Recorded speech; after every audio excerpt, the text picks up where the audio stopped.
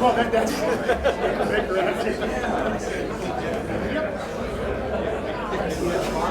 got questions.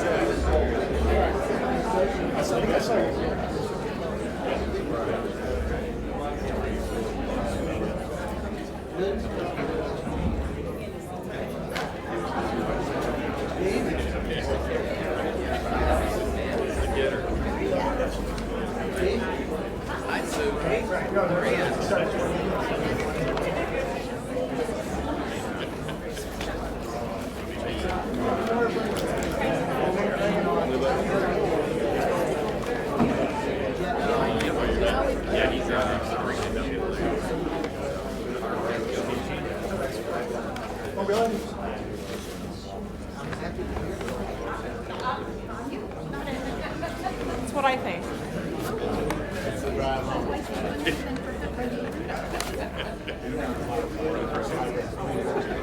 Take it, run.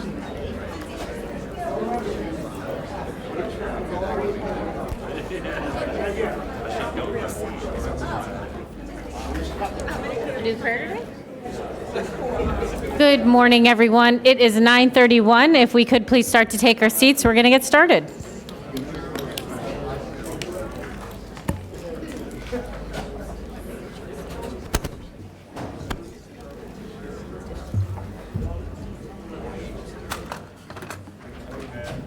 Good morning. Good.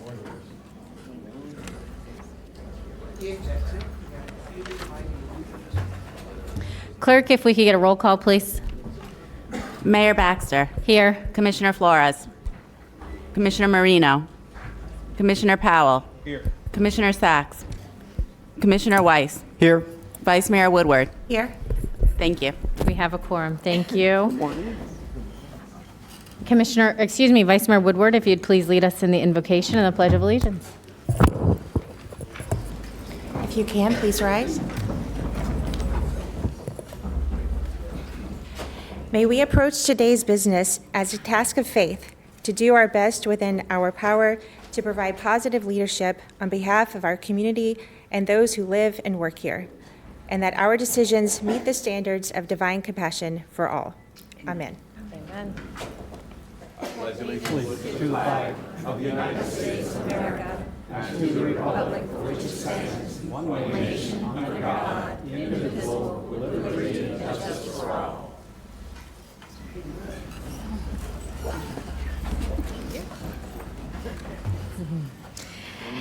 Administrator, do we have any additions, deletions, or substitutions? We do. Thank you, Madam Mayor. On page 54, 3M6 is a delete.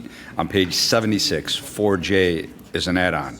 On page 82, 6C1 is a revised summary. And on page 82, 61 is a revised motion and title. Thank you, Madam Mayor. Thank you. I will receive a motion to adopt the agenda.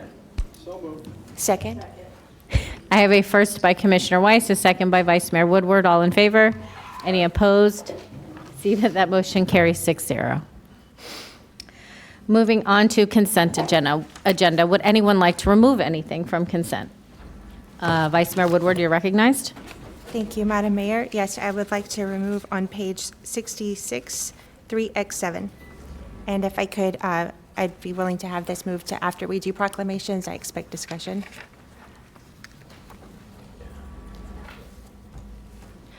Commissioner Flores was first, and then Commissioner Sachs. Yeah, I'd like to pull item 3CC-1.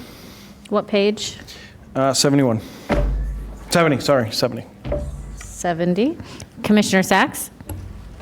Thank you, and good morning, Madam Mayor. I'd like to pull on page 18, 3E1, please.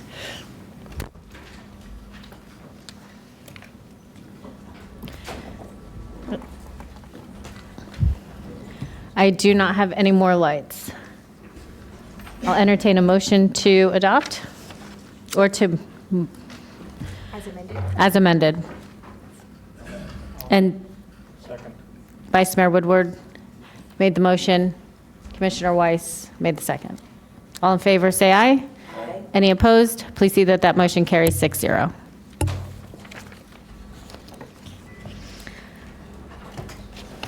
We are going to take the pulled, since we have 3, the pulled items after special presentations. And we will start now with special presentations. We have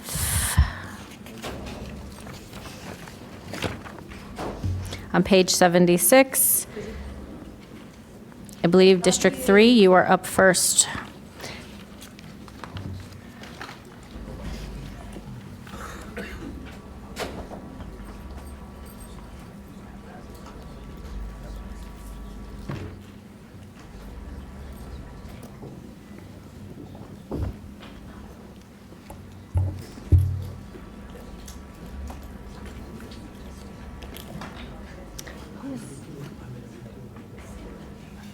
For Commissioner Moreno? Yeah.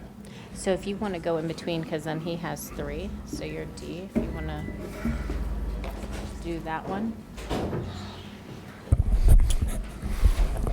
Good morning, can you hear me? Good morning, everyone. Today we're declaring 2026 as the year to rediscover reading. I would like to bring up the Palm Beach County Library staff to come forward and receive the proclamation.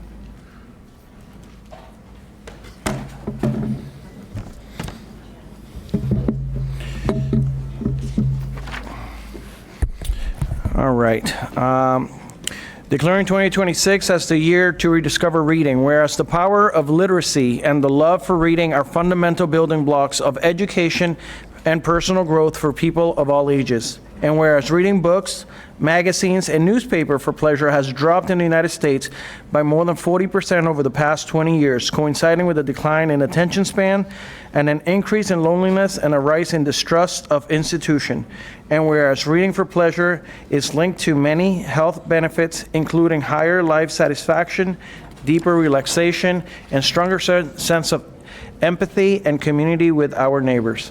And whereas the mission of Palm Beach whereas the mission of Palm Beach County Library System is to connect communities, inspire thought, and enrich lives, and its vision is to open minds to a world of unlimited possibilities, and whereas the Palm Beach County Library System is promoting 2026 as the year to rediscover reading as a campaign to encourage residents of all ages to read a book or listen to an audiobook every day for pleasure and personal growth. And by the way, you can find these at our libraries. Whereas the library system will offer special activities and events every month to bring residents together to share in the delight that arise from reading for pleasure and opportunities for learning from each other and in the community. Whereas the Palm Beach County community leaders are encouraged to share books they are reading and invite residents to set goals and track their reading over the course of the year. Now therefore be it proclaimed by the Board of County Commissioners of Palm Beach County, Florida, assembled on this regular session on the 6th day of January 2026, that January 2026 and 2026 as a whole in Palm Beach County is hereby proclaimed the year to rediscover reading.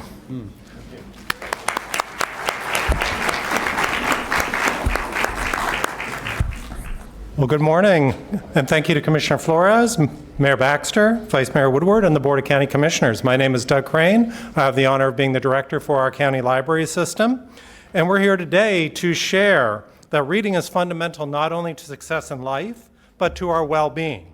We encourage everyone to put down their phones, log off their computers, turn off their TVs, and join us for a year to read for pleasure in the joys of a good book. Rediscover Reading is a year-long campaign to encourage our residents to return to reading for their own health and sense of community. We're inviting the board to participate. My staff will be reaching out to your offices to get your recommendations on favorite books that you'd like to share with the public. Also today, if you want to get a book right away, our bookmobile is located down on 3rd Street, just outside the Government Center. It will be here till 11 o'clock, so I invite everyone to come down. If you don't have a card, you can get one from the bus, and it's right down there when you exit the Government Center on 3rd Street. So again, thank you all for this proclamation. We look forward to working with the entire community to rediscover the joys of reading. Thank you.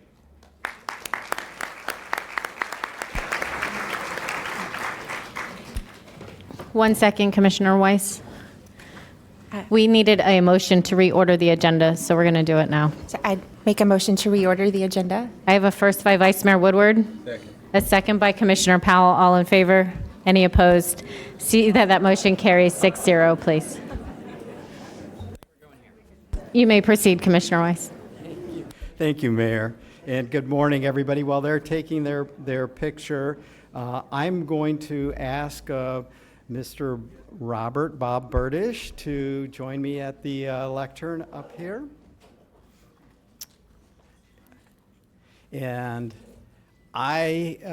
unfortunately, Commissioner Marino is a little under the weather this morning, so wasn't able to join us, but it gives me the great honor to be able to present this proclamation where we're recognizing Robert Burdish for 45 years of service as the Executive Director of the Legal Aid Society of Palm Beach County.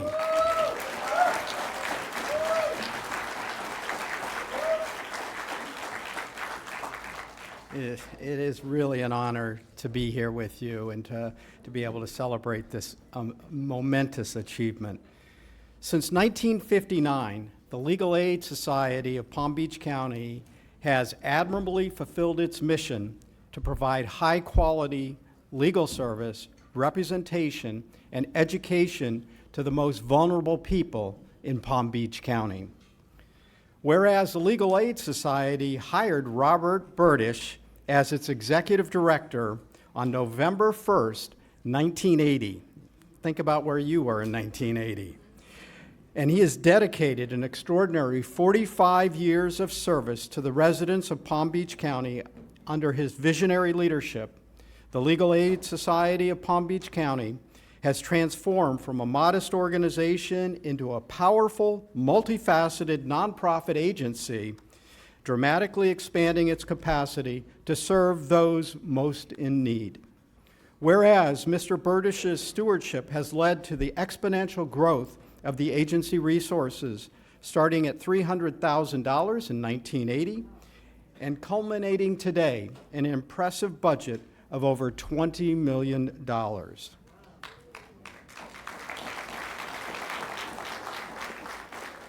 Whereas the staff of the Legal Aid Society has grown from 9 in 1980 to more than 165 dedicated staff members, including attorneys, paralegals, social workers, and support personnel in 2026.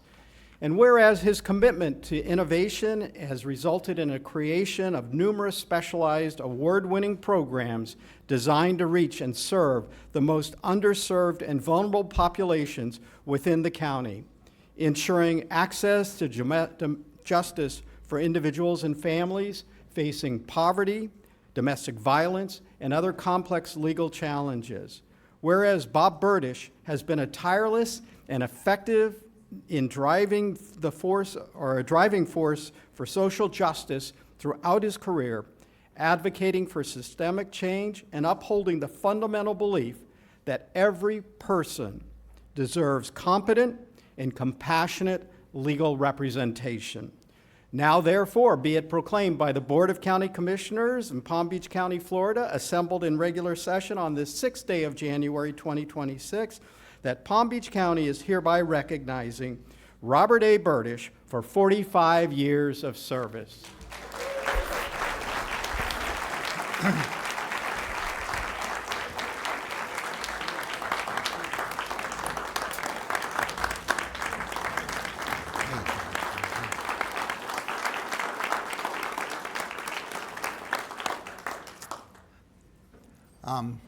Mayor Baxter, Vice Mayor Woodward, Commissioner Weiss, and other members of the commission. Thank you so much for this honor. It has been my privilege for over 45 years to serve the most vulnerable and at-risk children, families, seniors, veterans, and individuals in our community by ensuring they have access to legal representation and a voice in our judicial system. I've been accompanied on my journey by an amazing staff and board of directors committed to the ideal of justice for all. I've also had the distinct privilege to work with the county staff who have worked with me in establishing much-needed projects that serve the most vulnerable in our community. Starting in 1983, with the AIDS epidemic when it was in its height, I met with county staff and we convinced the Board of Commissioners to fund an HIV/AIDS legal project. We were the only legal aid in the state and one of the only in the country to have such a program. After that, our domestic violence program, our public guardian program, our wage dispute program, our guardian advocacy project, our fair housing program, and most recently, our heirs project have been in the forefront of many of the national movements. On some of those programs, the county staff came to me and said, Bob, we need a program to do this, such as we needed a public guardian program here in Palm Beach County, and together we did that. And in some programs, we came to the staff and asked them if they would help us to have the Board of County Commissioners approve certain programs, which they did. And I must thank the County Commission, who so appreciate the need for low-income and disadvantaged people in our community to have a voice in our legal system through legal aid. The 10,000 clients we serve each year, and I cannot thank the Commission enough for your continued and generous support of legal aid and your understanding of the work that we do. Thank you so much. And thank you for everything you've done for our residents.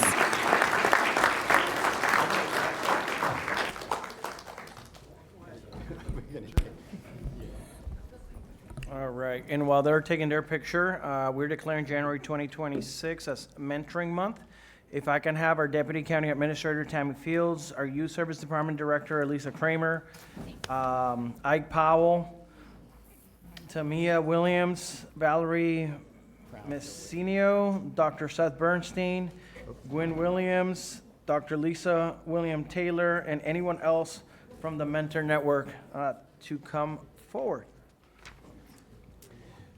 We are declaring January 2026 Mentoring Month, whereas January is a National Mentoring Month, an annual campaign to raise awareness of and celebrate the powerful impact of mentoring relationships, recruiting new mentors, and encourage institutions to integrate quality mentoring into their policies and practice.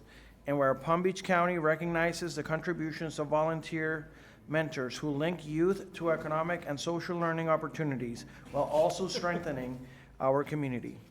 And whereas mentoring programs generally have a significant positive impact on youth academic achievement, school connectedness and engagement, and educational success, which can lead to outcomes such as improved attendance, grades, test scores, and classroom behaviors. And whereas mentors can help young people set career goals and can help connect mentees to industry professionals to prepare for post-secondary success. And whereas effective mentoring of vulnerable population of young people help them confront challenges and enjoy improved mental health skills for learning and life and well-being. And whereas evidence-based mentoring programs have been found to positively impact many aspects of mental well-being, including reducing unhealthy coping mechanisms, improving interpersonal relationships, and reducing parental stress. And we know we need that. Whereas the Board of Palm Beach County Commissioners supports organized mentoring initiatives such as nationally recognized enhanced mentoring, Level Up partnership with the Youth Service Department, the United Way Palm Beach County, and the Children's Services Council of Palm Beach County. Whereas the Board of Palm Beach County Commissioners encourage the participation in mentoring programs. Now therefore be it proclaimed by the Board of County Commissioners of Palm Beach County, Florida, assembled on this regular session on the 6th day of January 2026, that January 2026 in Palm Beach County is hereby proclaimed Mentoring Month.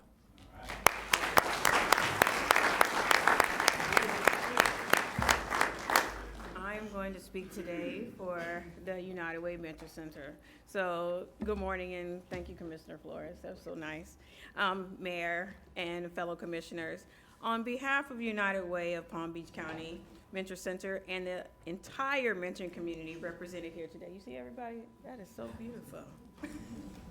I am deeply honored to accept this proclamation declaring today as Mentoring Day in Palm Beach County. I want to extend our sincere gratitude to Palm Beach County Youth Services Department, the Children's Services Council, the county commissioners for this recognition and for your unwavering support of mentoring programs throughout our county. Your partnership makes our work possible.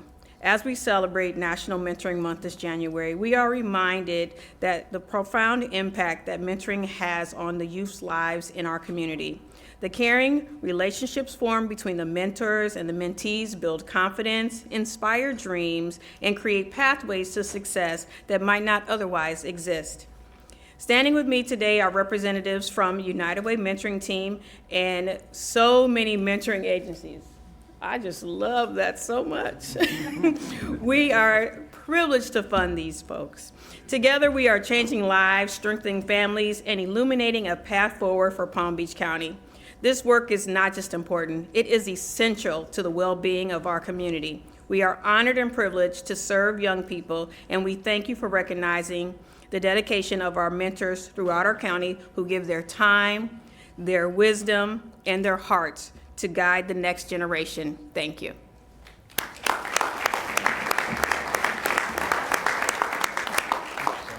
Thank you. All right. We got the who's who. I don't know how they're going to fit them all in. Oh, my goodness. All right, while they're taking their picture, I'd like to ask Leilani Yan and all members of Crime Stoppers to join me up here. Come on in, everyone. Good morning.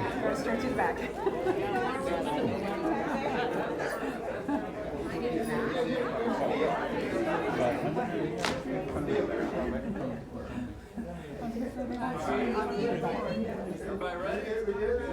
All right.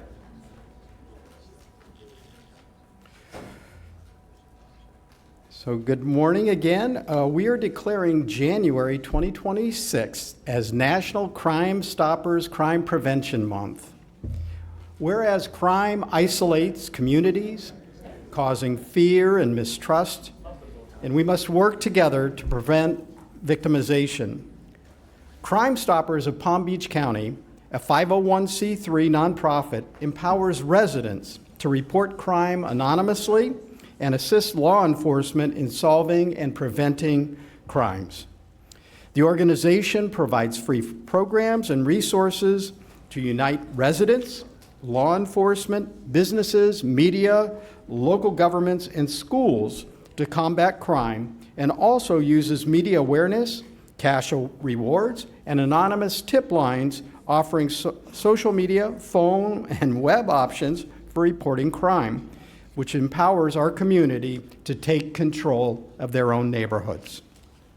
Whereas, since 1981, the group has received over 238,000 tips, leading to almost 7,000 arrests and the recovery of over $35 million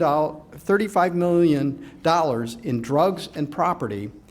Student tips have, from 1984 to 2025, have led to over 200 weapons confiscated, and tipsters have received over $800,000 in rewards. And whereas Crime Stoppers of Palm Beach County partners with 30 law enforcement agencies, including Palm Beach County Sheriff's Office and several local police departments, to prevent and solve crimes. The organization actively raises awareness about crime prevention through outreach, volunteer efforts, and partnerships with organizations like the School District of Palm Beach County and Place of Hope.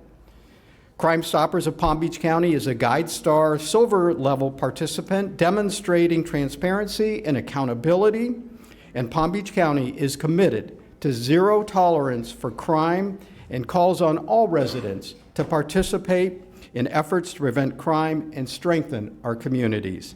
Now, therefore, be it proclaimed by the Board of County Commissioners in Palm Beach County, Florida, assembled in regular session on this 6th day of January 2026, that January 2026 in Palm Beach County is hereby proclaimed National Crime Stoppers Crime Prevention Month.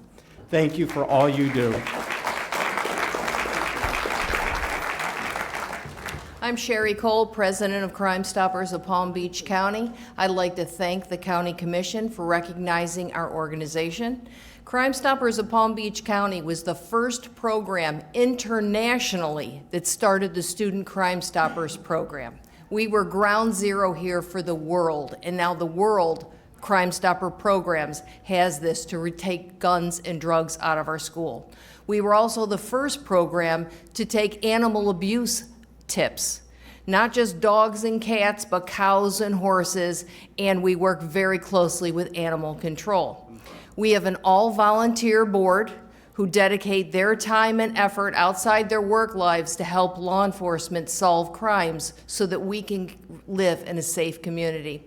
This year, we took it a step further because we've had a very successful year with tips and solving murders. This year, we have put out a Crime Stoppers deck of cards, which is 52 separate cards featuring cold case homicides and unidentified remains. These cases were given to us by the law enforcement agencies in Palm Beach County. We are giving these out at the jail. We are giving these out to criminals on probation. And we are giving these out to the public at all of our events. Somebody out there has that one tip that's going to solve this case. And Florida is very unique because we have a strong snowbird population. So hopefully this time of year, they're back in town, and that one tip, that one piece of remembrance will help us solve a crime. Thank you once again.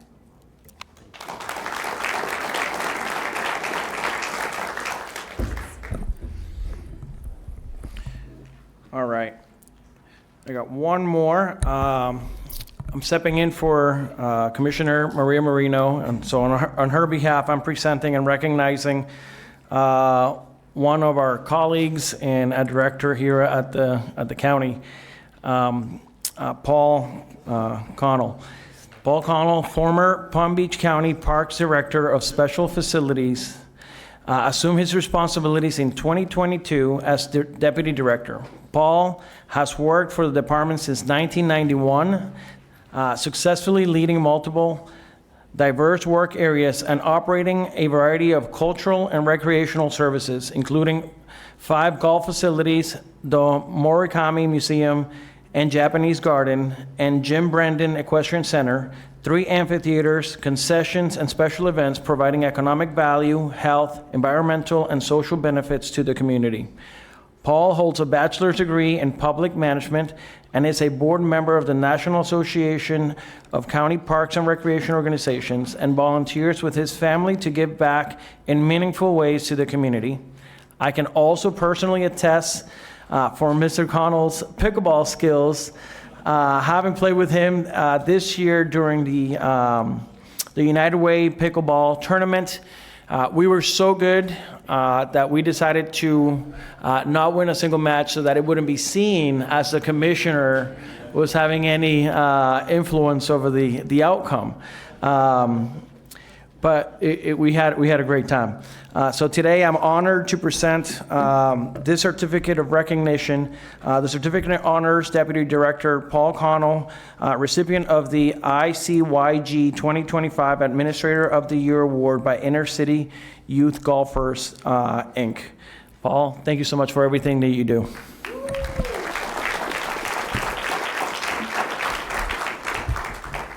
Thank you very much, Mayor Flores, and thank you to Commissioner Marino that wasn't able to make it here. Mayor Baxter, Commissioners, Administrator Abruzzo, I'm incredibly honored to receive this recognition. Municipal golf courses are the gateway to golf and to the character-building values that the game of golf and youth sports provide. The county offers unprecedented access to youth golf for our residents, thanks to the incredible support of the Board of County Commissioners, County Administration, the Parks and Recreation Department, our department head, Jennifer Cirillo, who's back there, the Special Facilities Division, and an outstanding golf operations team that consistently delivers exceptional golf courses and experiences. And Malachi Knowles is also here, and I want to thank him and Inner City Youth Golf for the recognition that I got from them earlier this year. I'm a proud part of this award-winning team, and I thank you all for your support. Thank you.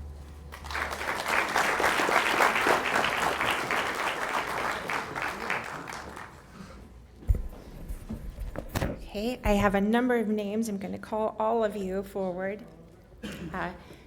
From the Human Trafficking Coalition of the Palm Beaches, we have Tara McDonald, Katie Bullard, Twyler Smith, Susan Canoff, and Laura Cusack. From the Center for Family Services, Jamie Lynn Richards, Todd LaRue, Desiree Easterling, Stardust Myrtle. From Palm Beach County Victim Services, Nicole Bishop, Stephanie Chenoa, Gilbert Morales. From the Flight Center, Amanda Kopax and Maria Herrera. From Palm Beach County Youth Services Department, Adam Davis, Devin Powell, Timia Williams, Valerie Messinio. Rescue Upstream, we have Bonnie Jo Daniels, Chard Talmadge. Community members, Kim Hill, Dr. Heidi Schaefer. From Catholic Charities, Monica Ramirez, Jill Martin, Isabel Matisse. From Palm Beach County Human Trafficking Task Force, Jen Barrett and Sergeant Carlos Lisboa. From the State Attorney Office, Attorney Alexia Cox and Assistant State Attorney Special Victims Unit, Lindsay Bruno. And from the Florida Alliance to End Human Trafficking, Melissa McKinley. Sorry if I butchered anyone's names. So today we are declaring January 2026 as Human Trafficking Awareness Month. Whereas human trafficking is a form of modern-day slavery impacting an estimated 25 million people worldwide and occurs when individuals are exploited through force, fraud, or coercion for purposes including sexual exploitation, forced labor, and involuntary servitude. And whereas human trafficking is one of the fastest growing criminal enterprises in the world, generating billions of dollars in illicit profit and often intersecting with other criminal activities such as drug and arms trafficking. And whereas Florida consistently ranks among the states with the highest number of reported human trafficking cases, and Palm Beach County continues to serve as a regional leader in prevention, awareness, and victim support. And whereas the Human Trafficking Coalition of the Palm Beaches has served as a cornerstone for prevention education in our community, providing training to over 43,000 individuals, generating public awareness campaigns, and fostering partnerships that empower residents, schools, businesses, and service providers to identify and prevent human trafficking. And whereas local law enforcement, service providers, healthcare professionals, educators, faith communities, and nonprofits working together under collaborative efforts such as the Palm Beach County Human Trafficking Task Force and the Human Trafficking Coalition of the Palm Beaches continue to demonstrate an unwavering commitment to supporting survivors and preventing future exploitation. And whereas community members are encouraged to remain vigilant, learn the signs of trafficking, and report suspected trafficking to the National Human Trafficking Hotline at 1-888-373-7888. Now therefore be it proclaimed by the Board of County Commissioners, Palm Beach County, Florida, assembled in regular session on the 6th day of January 2026, that January 2026 in Palm Beach County is hereby proclaimed Human Trafficking Awareness Month. Thank you.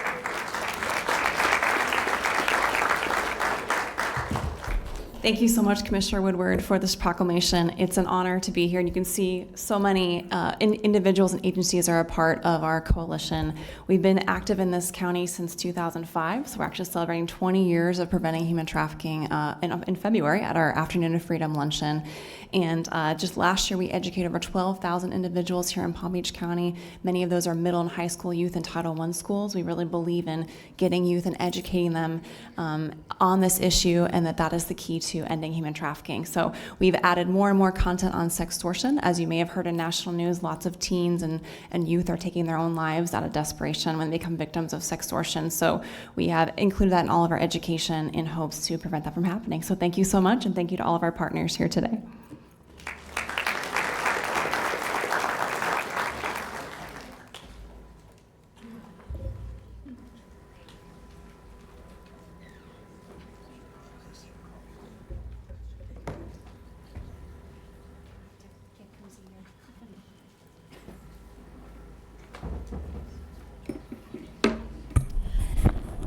Good morning.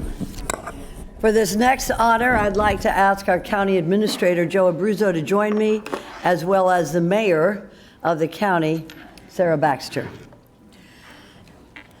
This is a great honor. They say that in Florida, our economy is based on a three-legged stool. One is tourism. We think of the Breakers, Flagler. The second is real estate development. We think of Related and Frisbee, Pulte Foundation. And the third has one name, and that's agriculture. And that one name is the Bowman family. Ladies and gentlemen, it is my great honor and privilege today to declare January 6, 2026 as William Billy Bowman Day.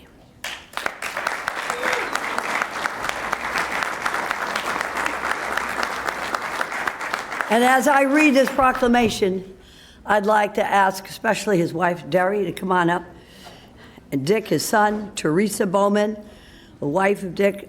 I'm going to go on now. Here we got Megan Bowman, we got Susie Bowman, we got Colby Bowman. There's still more, folks. This is family. We got Michael Gordon, Stephanie Gordon, and Max Gordon. Come on up and share this. And then we'll have everybody else come on up as well. This is family. Billy Bowman, known universally as Billy, is a distinguished third-generation farmer whose family moved their dairy operation to Delray Beach by 1959, establishing deep roots here in Palm Beach County agriculture. Whereas Mr. Bowman led the crucial effort in 1978 for Palm Beach County to establish its own soil and water conservation district, a clear example of its commitment to environmental stewardship and farmer-based advocacy. Whereas in his dedication to preserving Palm Beach County's vital agricultural base, Mr. Bowman helped to found the Rangeline Coalition to organize and assist agricultural communities in the planning of environmental stewardship and protecting our essential zoning for agriculture. Whereas his commitment to public service extends to serving on the Health Authority, the Countywide Planning Council, the Palm Beach County Farm Bureau, and of course the South Florida Fair. And the bottom line is that in Tallahassee, there was no one better than the Billy Bowman barbecues. I had to say it that way because many of us would get around that barbecue. We made new friends and we cherished our old friends, but we had the best damn barbecue in the South, and that's from a farmer in Palm Beach County. So a deep sense of community support by the Bowman family is evidenced by everything that he has done, especially in co-founding the Law Enforcement Assistance Foundation, raising funds to support law enforcement officers and their families injured or killed in the line of duty. Whereas Billy's son, Richard Bowman, president of Bowman Growers, Inc., carries on the family's farming legacy in Palm Beach County and it is evident that William Bowman's lifelong dedication to local agriculture, extraordinary community service, and profound philanthropic impact have left an indelible and lasting imprint on the lives of countless residents, embodying the highest ideals of public service and community care.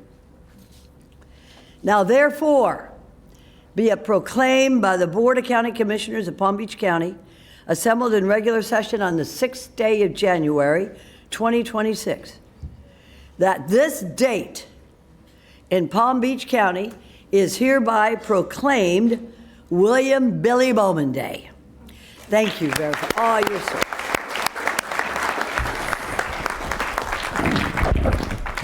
Thank you, Maria. I'd like to thank the rest of the commissioners for this great honor. And also, I'd like to thank the past county commissioners, along with you, that what you all do to make Palm Beach County the best place to live. And that's it. And I'd like to have, wait a minute. I'd like to have my volunteers all here come up. So that when they took their vacations to come up and help us barbecue. Come on up. Come on up, everybody. Everybody, come on up.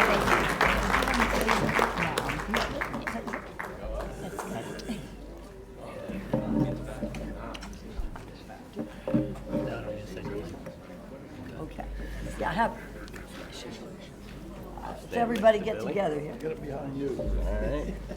Sarah, Let's get everyone up there, up to the so we're front. not all cramming here to take a picture. Yeah, come on up. To the dais. Come on Lead up. the way, Mayor, lead the way. Take it easy. There you go. We're going Like up? that hat. Yeah, come on. Come on. How are you? Come on up, family. Let's go. Everybody. We go up by the flags. Good to see you. Great to see you. How you doing?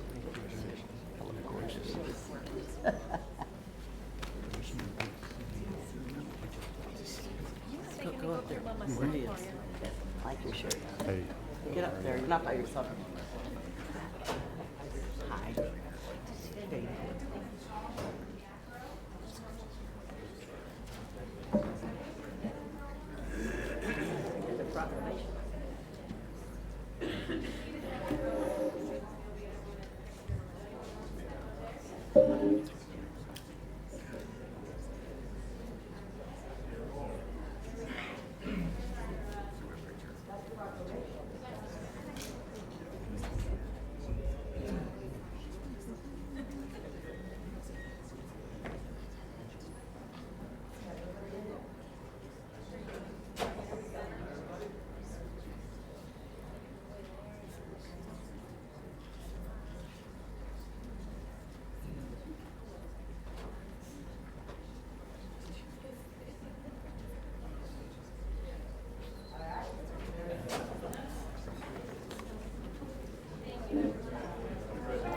Thank you. That was great.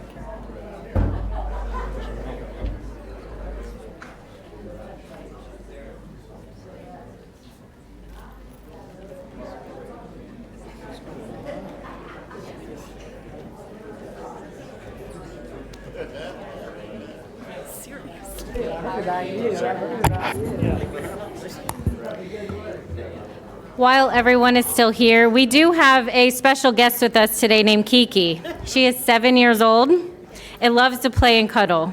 Kiki comes to us in September after her owner was evicted from her home as a rescue. If everyone would look down up front, you will see Kiki.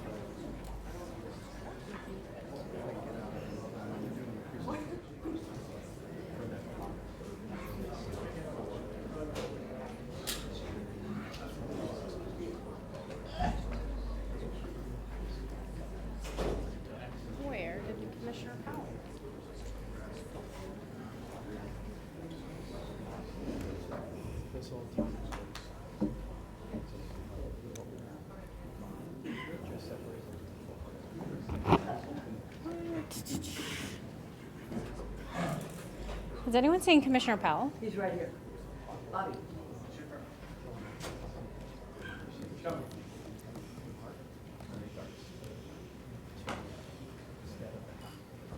You have two in a row. No, my nurse finished it today, so we'll do it on another.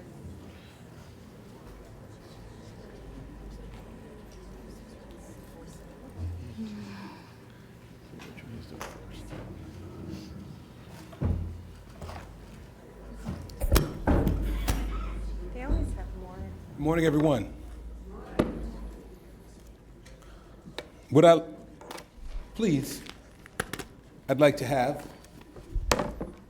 Ms. Edith C. Bush, Ms. Cynthia Beckton, and Ms. Beverly Morrison, along with Dr. Glenda Garrett, please come up to the podium.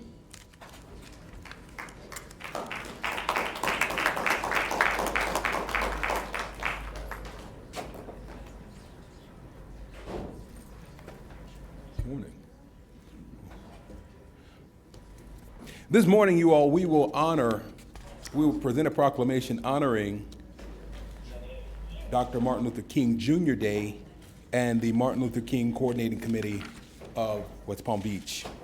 Of course, we are currently in the season where activities and cultural events are happening, including an oratorical contest, which will take place on Sunday, January the 18th, the MLK Scholarship Breakfast, as well as a number of other events. I'm being joined by my colleague, Representative, Commissioner Joel Flores, in this proclamation and recognition of the Martin Luther King Jr. Day and the Coordinating Committee. Whereas Dr. Martin Luther King Jr. was a visionary leader whose dedication to justice, equality, and nonviolence continues to inspire individuals worldwide to strive for a more just and inclusive society. The Martin Luther King Jr. Coordinating Committee, Palm Beach County MLKTC, has been a key organization in preserving and promoting Dr. King's legacy since its founding in 1971, working to foster a spirit of community service, social justice, and respect for diversity. And the Martin Luther King Coordinating Committee has organized the annual MLK Week, a celebration that honors Dr. King's life and teachings through art exhibits, performances, contests, religious services, and a scholarship breakfast that brings the community together for inspiration and remembrance. Whereas MLKCC's efforts have extended beyond celebration, supporting the well-being of inner-city youth, nurturing self-esteem, fostering peace and encouragement in activities that align with Dr. King's philosophy of nonviolence and social equity. Whereas one of the most significant contributions to Palm Beach County is the Dr. Martin Luther King Jr. Memorial Park in West Palm Beach that is located, of course, right off Flagler. It was established in 2004 and is the largest memorial of its kind in Florida. It honors Dr. King's life, family, and works while educating the public on the history of civil rights. And whereas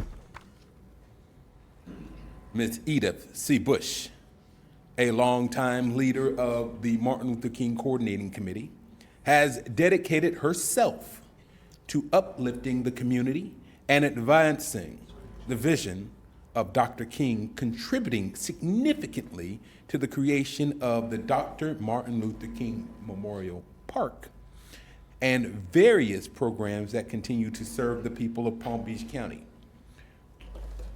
And on January 19th, 2026, we, come together to celebrate the work of the Martin Luther King Coordinating Committee and honor Dr. King's enduring legacy, reaffirming our commitment to racial justice, equality, and service to others.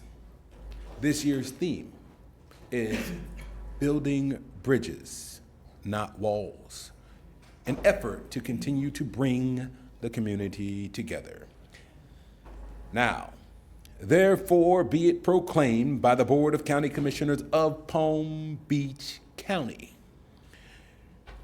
assembled in regular session on this 6th day of January 2026, that January 19th, 2026 in Palm Beach County is hereby proclaimed Martin Luther King Jr. Day, celebrating the Martin Luther King Jr. Coordinating Committee of Palm Beach County.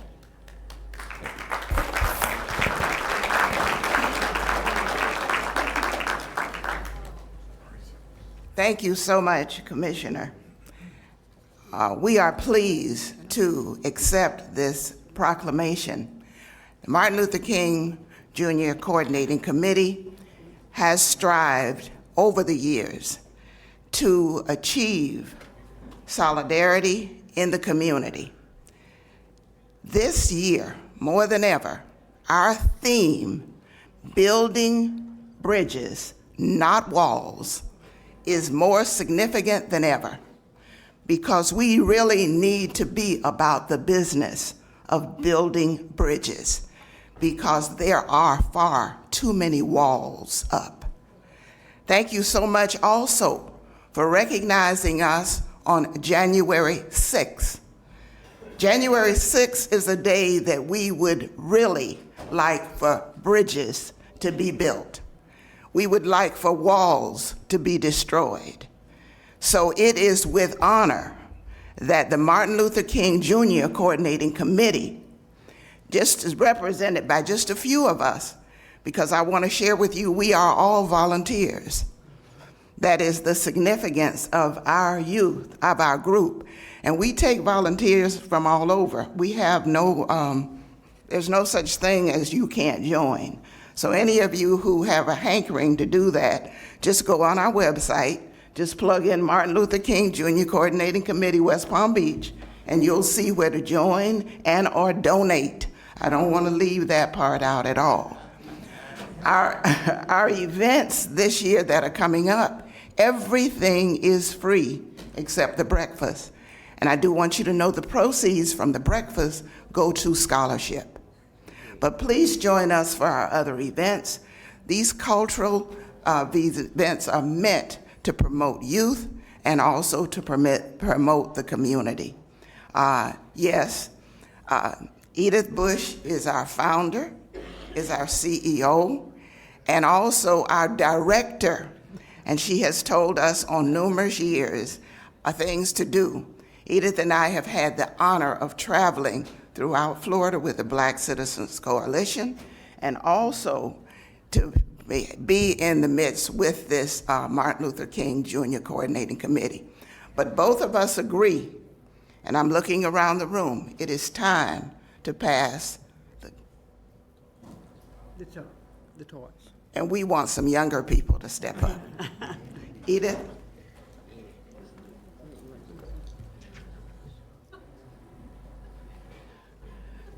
I want to express our sincere thank you to the Palm Beach County Commission. This is our 45th year, and we are extremely proud of the Martin Luther King Landmark Memorial. We thank you for supporting us all of these years. We have made every effort to keep the dream alive, and we thank you for continuing to support us, and we look forward to seeing you on the 19th of this month at our annual 45th breakfast. Thank you, thank you, thank you, and God bless you. And I'll close that by saying that if you have children at home, I believe in directives, not choices. There's an oratorical contest an essay writing contest, an arts competition, and poetry that you can enter your children into. My child has been voluntold that she will be participating because she's been directed by her father. It's an opportunity for us to make sure that our children are growing and being nurtured. So make sure you K to 12, kindergarten through 12th grade. So add those kids, get them involved and interested.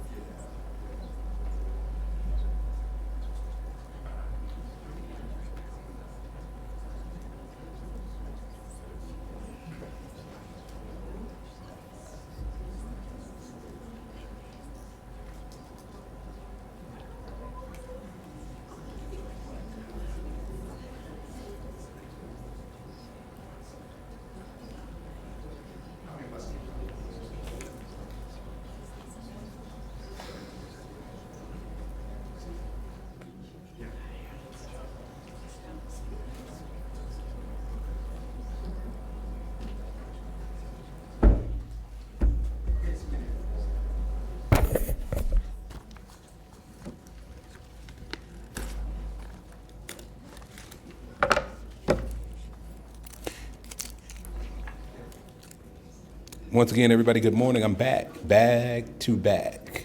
It's a rap song about that. Now I'd like to call up to the podium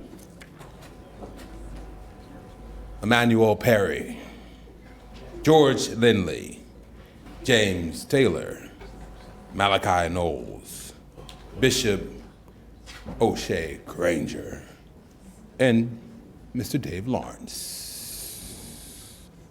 Again, Mr. Emmanuel Perry, Mr. George Lindley, Mr. Taylor, Mr. Malachi Knowles, Bishop Granger, and Mr. Lawrence. Good morning, gentlemen. Good morning. This is a proclamation of the Board of County Commissioners of Palm Beach County declaring January 17th, 2026 as National Battle of the Bands Day. Of course, whereas the Palm Beach County Tourist Development Council has successfully brought to Palm Beach County the Pepsi National Battle of the Bands. And the Pepsi National Battle of the Bands is one of the premier showcases of HBCU marching band culture in the country, celebrating the spirit, sound, and excellence of historically black colleges and universities. For the first time ever, this powerful cultural event will take place in South Florida at Florida Atlantic University's Flagler Credit Union Stadium in Boca Raton on January 16th and 17th. The National Battle of the Bands celebrates the incredible contributions of historically black colleges and universities to music, culture, and leadership. Founded by Derek Weber, the event serves as the ultimate showcase of HBCU marching bands, connecting communities and inspiring the next generation. And whereas, through its mission to amplify HBCU excellence, the National Battle of the Bands has generated more than $2.1 million in scholarships, making a lasting impact on students and their futures. More than just an event, the National Battle of the Bands is a cultural experience that fosters pride, innovation, and unity.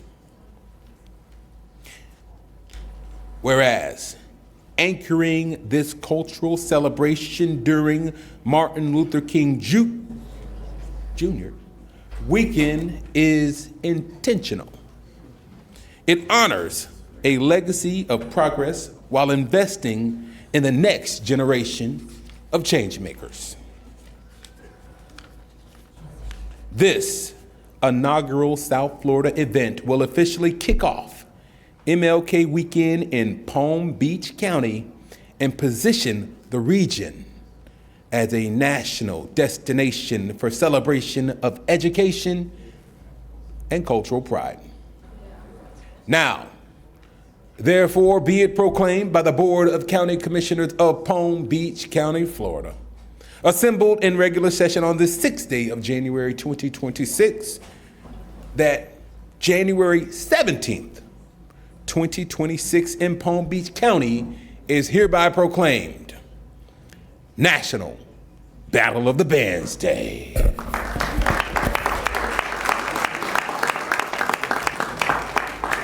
Thank you so much, Commissioner Powell, and certainly Madam Mayor, Vice Mayor, to all members of the commission, as well as our county administrator. Ladies and gentlemen, what an incredible opportunity for the synergy to be created, bringing together the Cultural Commission, the Sports Commission, and the Tourist Development Council. But not only have we synergized for this amazing presentation of scholars who are also anointed with talent, but we are excited about the endeavors that surround this event. It's not just the Battle of the Bands, but to be able to pour into the lives of our young people, to be able to have outreach, to impact those in need, to be able to pour into businesses, all centered around the day that honors one of the most premier Americans, Dr. Martin Luther King Jr. We're so thankful that you've taken this time to give us this presentation, and this amazing team has gathered, and we're going to see this through the finish line. We are grateful for Derek Weber and the Weber Marketing Group for partnering with us, and this is going to be an epic experience. Listen, all of you need to be at the Pepsi National Battle of the Bands on January the 17th. We'll see you there.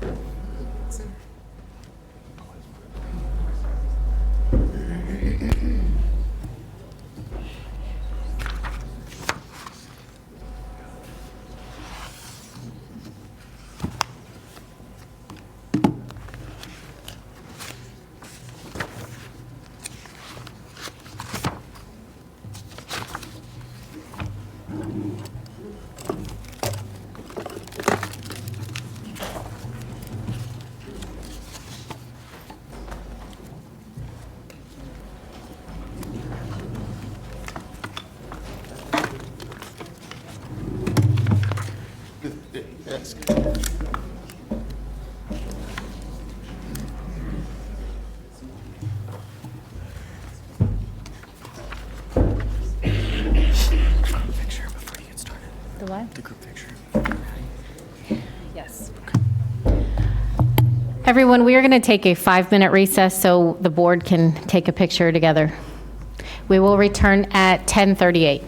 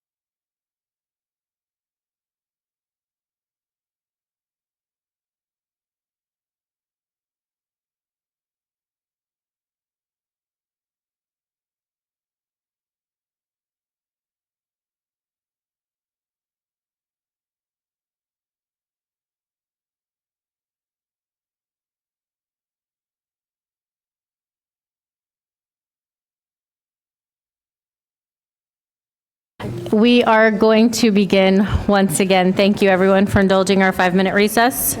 We're going to start on page 18. It'll be item 3E1. And I believe Commissioner Powell, you pulled this, if you'd like to say something. Or, excuse me, no. She's right there. Yes, excuse me, it's Commissioner Sacks.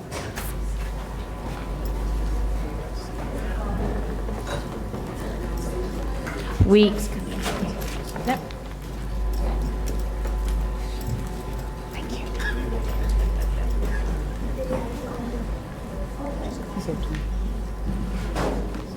Thank you so much, Madam Mayor.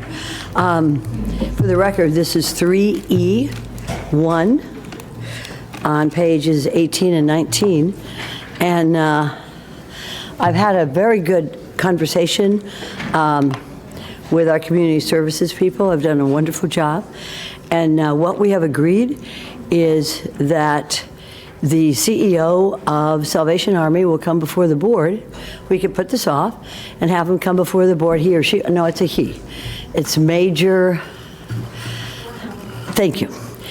He's out of town this week, but his office has been notified, and he's going to explain to us a little bit about what they do and what they're going to do with the money and how they're helping our homeless community. And so with that, I would move that this be postponed until a date that he is available, and his assistant, who we have also contacted, but she's not available this week. That's okay, but I want him here. I want the CEO here talk to us about Salvation Army. I have a motion to postpone 3E1 A and B. Is there a second? Yeah. Second by Commissioner Flores. All in favor, say aye. Aye. Any opposed? Please see that that motion carries 6-0. Thank you. Thank you. Moving on to page 66, item 3X7.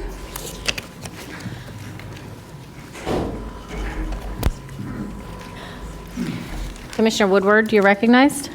Thank you, Madam Mayor. Yes, I wanted to pull this item.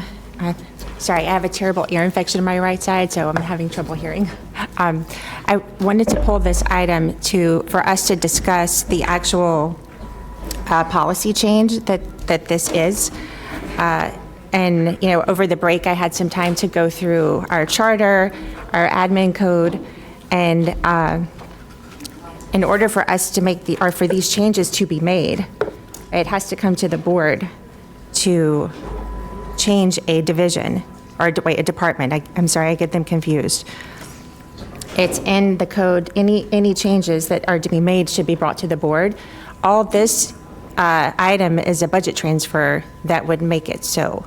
So my question is more on a procedural question, and I've talked to the attorney. If you could kind of help me, because I went through what the charter is and what the admin code that's attached to the charter. This is what the voters have put forth, and this is what, you know, we, the board, are meant to operate from. So if I could address the attorney first off to kind of walk through if any changes are made to a department, what's the policy? Okay. So, Madam Mayor, just to make clear, in this specific case, I don't think the charter specifically is implicated, because the charter only addresses the 16 original departments, and say if there are any additions or changes to those departments, then the charter is implicated. The admin code, which is an expansion of the charter, specifically addresses whether or not departments are deleted or created, that it must come before the board to be approved. So I think that's the issue that we have here. If we're going to proceed with this, I think it needs to be agended first, come before the board and approved. Versus consent? Well, if I could, because what's on consent is actually just budget transfers. Right. We're not even voting on removing, and it's on page 2 of the admin code. The Criminal Justice Commission is actually listed as a separate office. And in the code, it says no department or separate offices may be added or deleted without approval of the Board of County Commissioners. That's not even on the agenda. What we're being asked to vote on is a budget transfer to make it so. We're skipping an entire step in the admin code that has, this board has to give approval for these changes to be made before we even talk about budget transfers or anything else. And that part is being skipped. So I think the remedy here would just be to postpone the item and bring back an agenda item for the change of the department to delete the CJC and to make it a division in the public, what department? Public safety. And I think we could put those on the same agenda, whichever one we bring back, Attorney? Sure. Provided it's approved, the department change is approved, and then subsequently any budget transfer that you wanted to consider.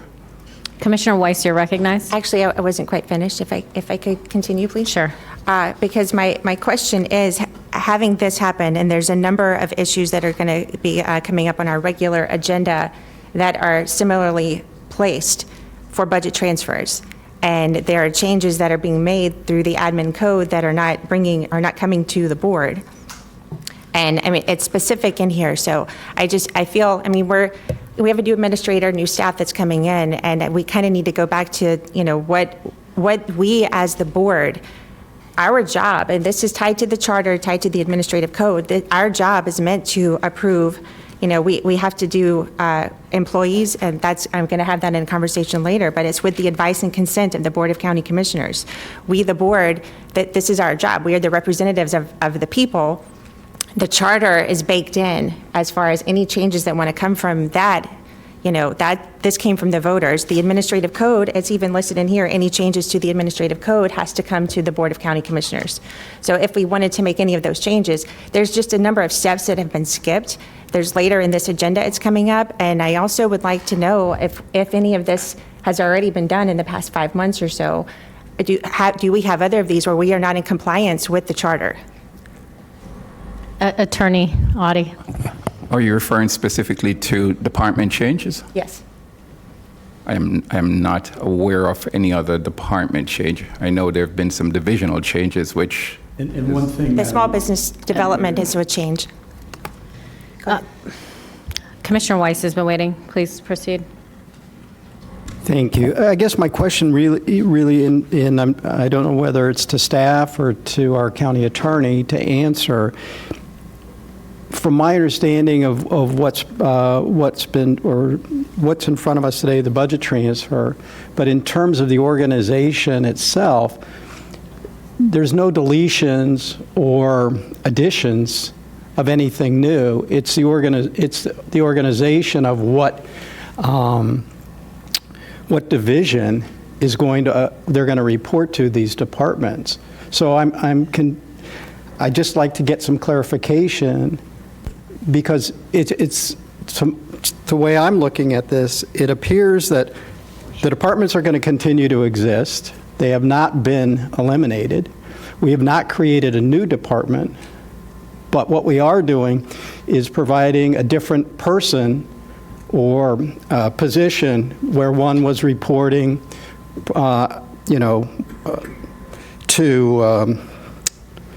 want to say, community services, or in the case of ESS, it was reporting to FDO, and now it's going to be reporting to part of public safety.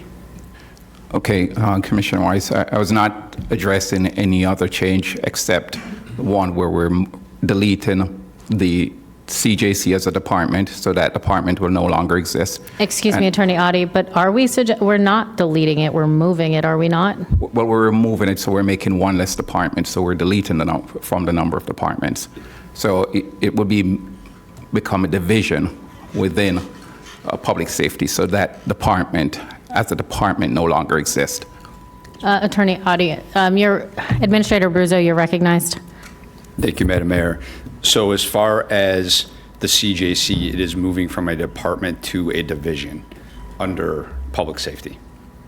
And does our charter say that it has to be approved by us to be removed as a department? Because we're not getting rid of it. We're putting it as a division of a department. You're deleting a department. A CJC department will no longer exist. So you have one less department from the 34 you originally had, you previously had. So you're deleting a department. You're reorganizing and making it a division. So that department no longer exists as a department. So that has to come before the board for approval. Commissioner Weiss, you're recognized. Yeah, thank you. Okay, all right, so the issue has to do with the CJC used to report to where? It was a department in and of itself. Right, and reported to? It didn't report to a department director. It reported to administration. Right. And that doesn't exist anymore. So for the other one where you talk about ESS, that's a division, and that's well within the purview of the administrator without the approval of the board. Okay. Very good, thank you. Commissioner Woodward, you're recognized, or excuse me, Vice Mayor Woodward, you're recognized. So I guess what I'm asking for is for this needs to be postponed and brought back to us in the correct way, where the board, first of all, is approving the deletion of the Criminal Justice Office as its own separate office, which right now is, I want to say, protected through the administrative code, that is something we have to approve. So that needs to come back to us as an agenda item, that we are approving the deletion of the Criminal Justice Commission as its own, and we are agreeing to moving it as a division underneath another department, under public safety. This is just procedural, and this is checks and balances we talk about, but this is the way that the administrative code is written, and we have to abide by this. I mean, we can't just even do board direction on this. This is tied to the charter, so we have to actually follow the procedures as put forth in the administrative code tied to the charter. Commissioner Powell, you're recognized. Thank you, Madam Mayor. And I'm looking for clarity because I know a few weeks ago, or last year, we changed the CJC to we added members to that board, and we took the CJC to no longer report directly to us, and it would now be outside of the purview of what we do. They would have more members and be able to have a little bit more autonomy, and in doing so, we're transferring these funds to the Office of Public. That was a task force. So that was a task force. So that's why I'm trying to get clarity. I'm trying to understand exactly what's happening right now. Staff, you're recognized. Thank you. So Stephanie Shanahan, Director of Public Safety, for the record. So that was the reentry task force, Commissioner Powell, that we dissolved and made a community board. It was under the Public Safety Department already. It was created by the CJC years ago, then transferred under Public Safety, and so that is no longer tied to CJC. We do work in collaboration with CJC on reentry efforts, but it is not the same as what we were talking about today. Thank you. I have a couple questions. So I know that we've all met with the administrator or have spoken with or had even agenda reviews regarding this topic. To what degree, because I believe we have wanted to streamline processes. We understand we're in the process of some reorganizational things within the county going on. The administrator has that ability to also speak to us and see how we feel before putting budget transfers to get an overall feel of the board. I know when we had spoke, I was in favor of this, this going under public safety. So to what degree does our code or our charter say that it has to come to the board on an agenda item first before putting a budget transfer on? So the transfer, as it is stated now, as it's stated now, presumes that there's already been a change in terms of CJC being moved to public safety. So that would be sort of putting the cart before the horse. You would have to first transfer the department to the division to make it a division, and then transfer the funds to that department. Thank you. Administrator Abruzzo, you're recognized. Thank you, Madam Mayor.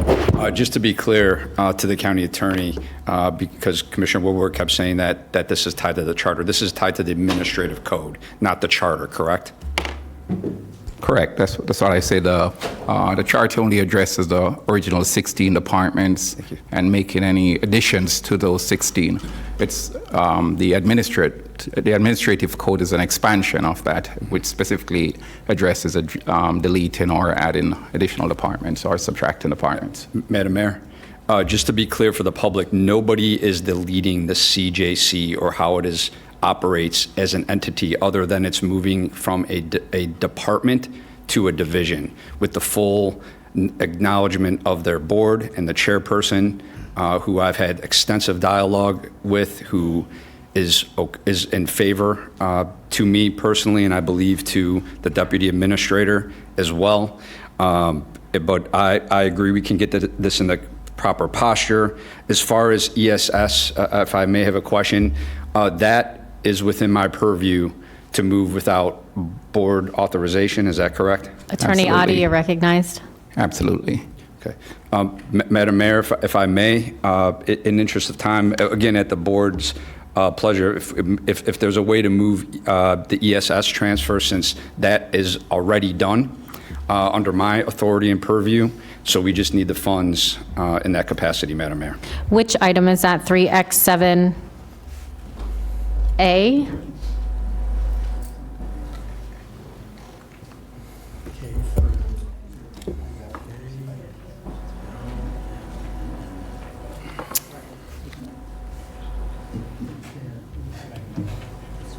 Commissioner Weiss, or excuse me, Vice Mayor Woodward, did you still need to speak?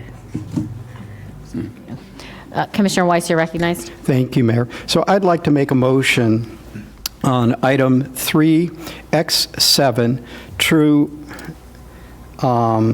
approve a budget transfer, and the amount is going to, if you guys are going to add this up real quickly, it's going to be $1,400,948, $28,109 or $28,193,830, $23,807,892, or 23 million, sorry. Right. If you guys can just give me what that total is, so I can. Can you just make a motion that I can move the budget to move ESS to public safety, and then we'll bring back the CJC portion? Right. If that's what everybody agrees with. And so that would be items K, L, and M. And that way I don't have to try to do the math. Okay. There's portions of A and B. So if you could just include the portions of the ESS. And the portions of A and B for ESS. To transfer the Public Service Commission. In motion O does give us Public that. Safety Department. Yeah. Okay, so you're making a motion to amend the item. No, I'm amending the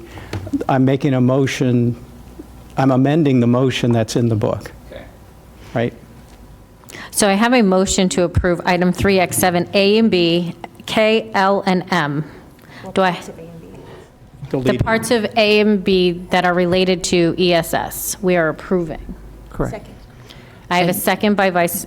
Do you need something else, Sherry? I apologize. Of course. Did we also have N and O as part of the motion? K through I didn't O. see that page. Is that part of ESS? Yes. Okay, so I have a motion to approve item 3X7, A and B parts regarding ESS, K, L, M, N, and O. I have a second by Vice Mayor Woodward. All in favor, say aye. Any opposed? Please see that that motion carries 6-0.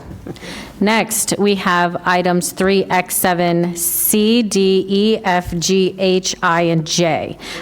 Can I get a motion to postpone this item and bring it back? Second.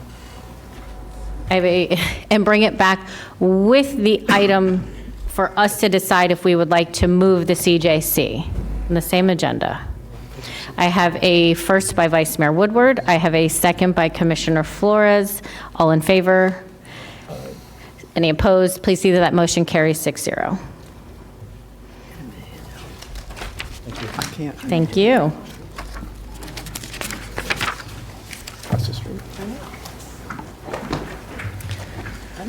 We are going to move on to page 70.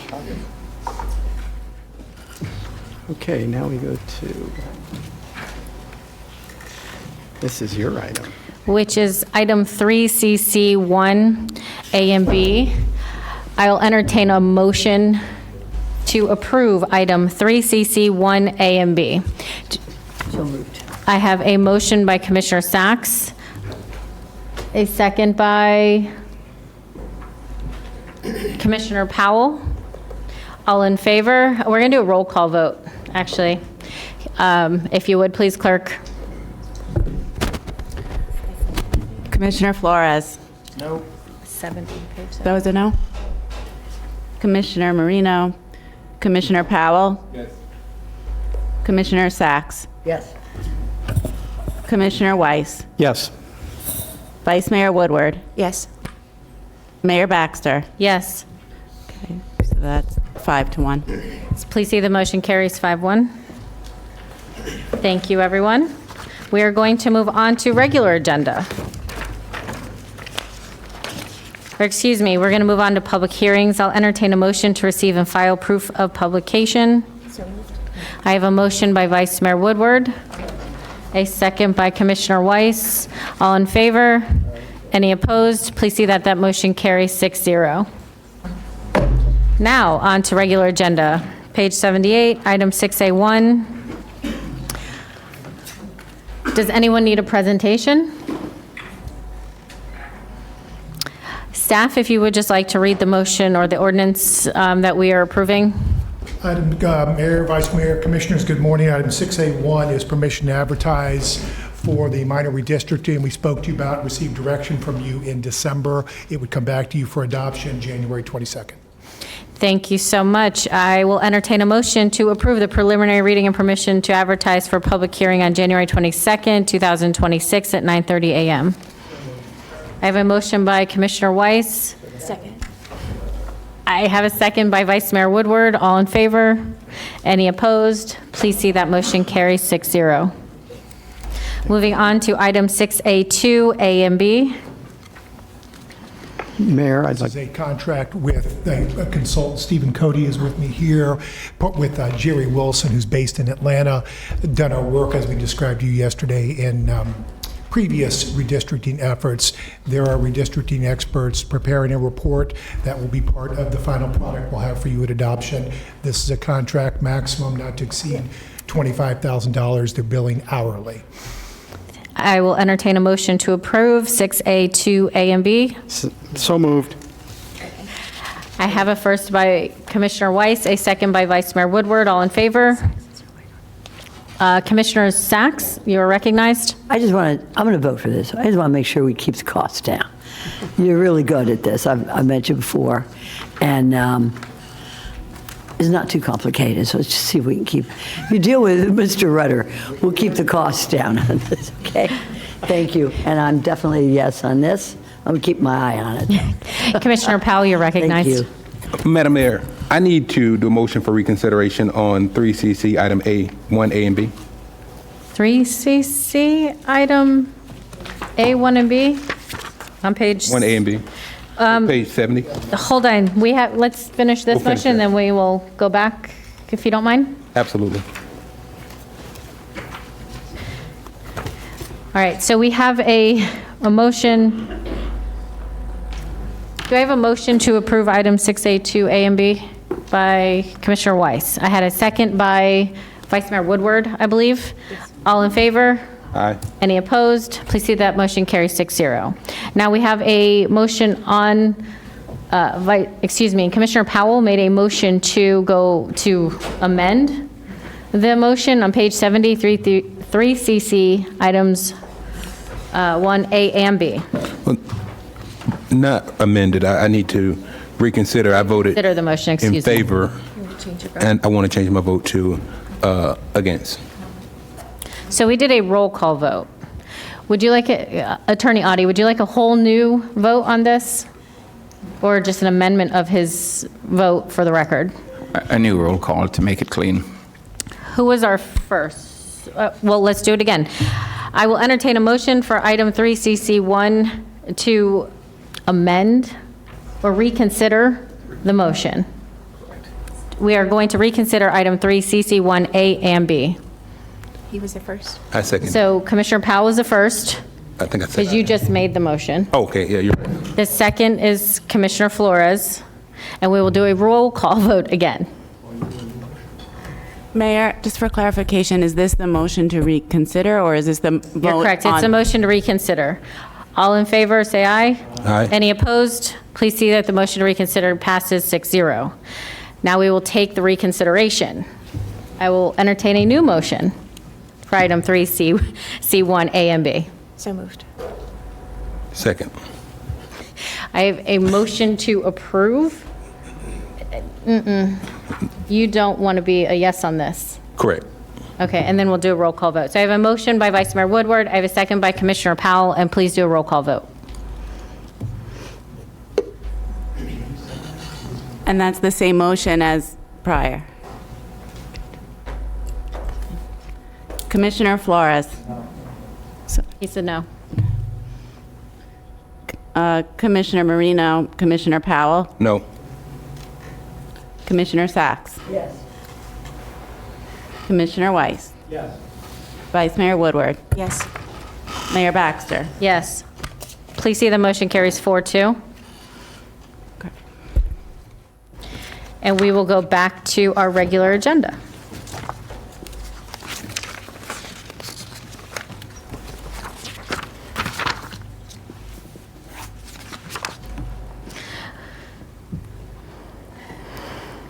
We are on item 6A3, page 80. Do we? Motion to approve. I have a motion to approve 6A3 by Commissioner Flores. A second by Commissioner Weiss, and Vice Mayor Woodward, you're recognized. Thank you, Madam Mayor. And this goes back to my previous questions on the other one. This is listed as a new division. We are currently, only thing that we're voting on here is a budget transfer. And my question is, if this is a division and not a department, who is it reporting to that makes it a division? Attorney Audie, you're recognized. I think that's for the administrator to Okay, say. Administrator Bruzo, you're recognized. Thank you, Madam Mayor. With your indulgence, if I could have our Chief Deputy Administrator, Tracy Ellison, who will be overseeing this, address the board. Thank you. Good morning, Tracy.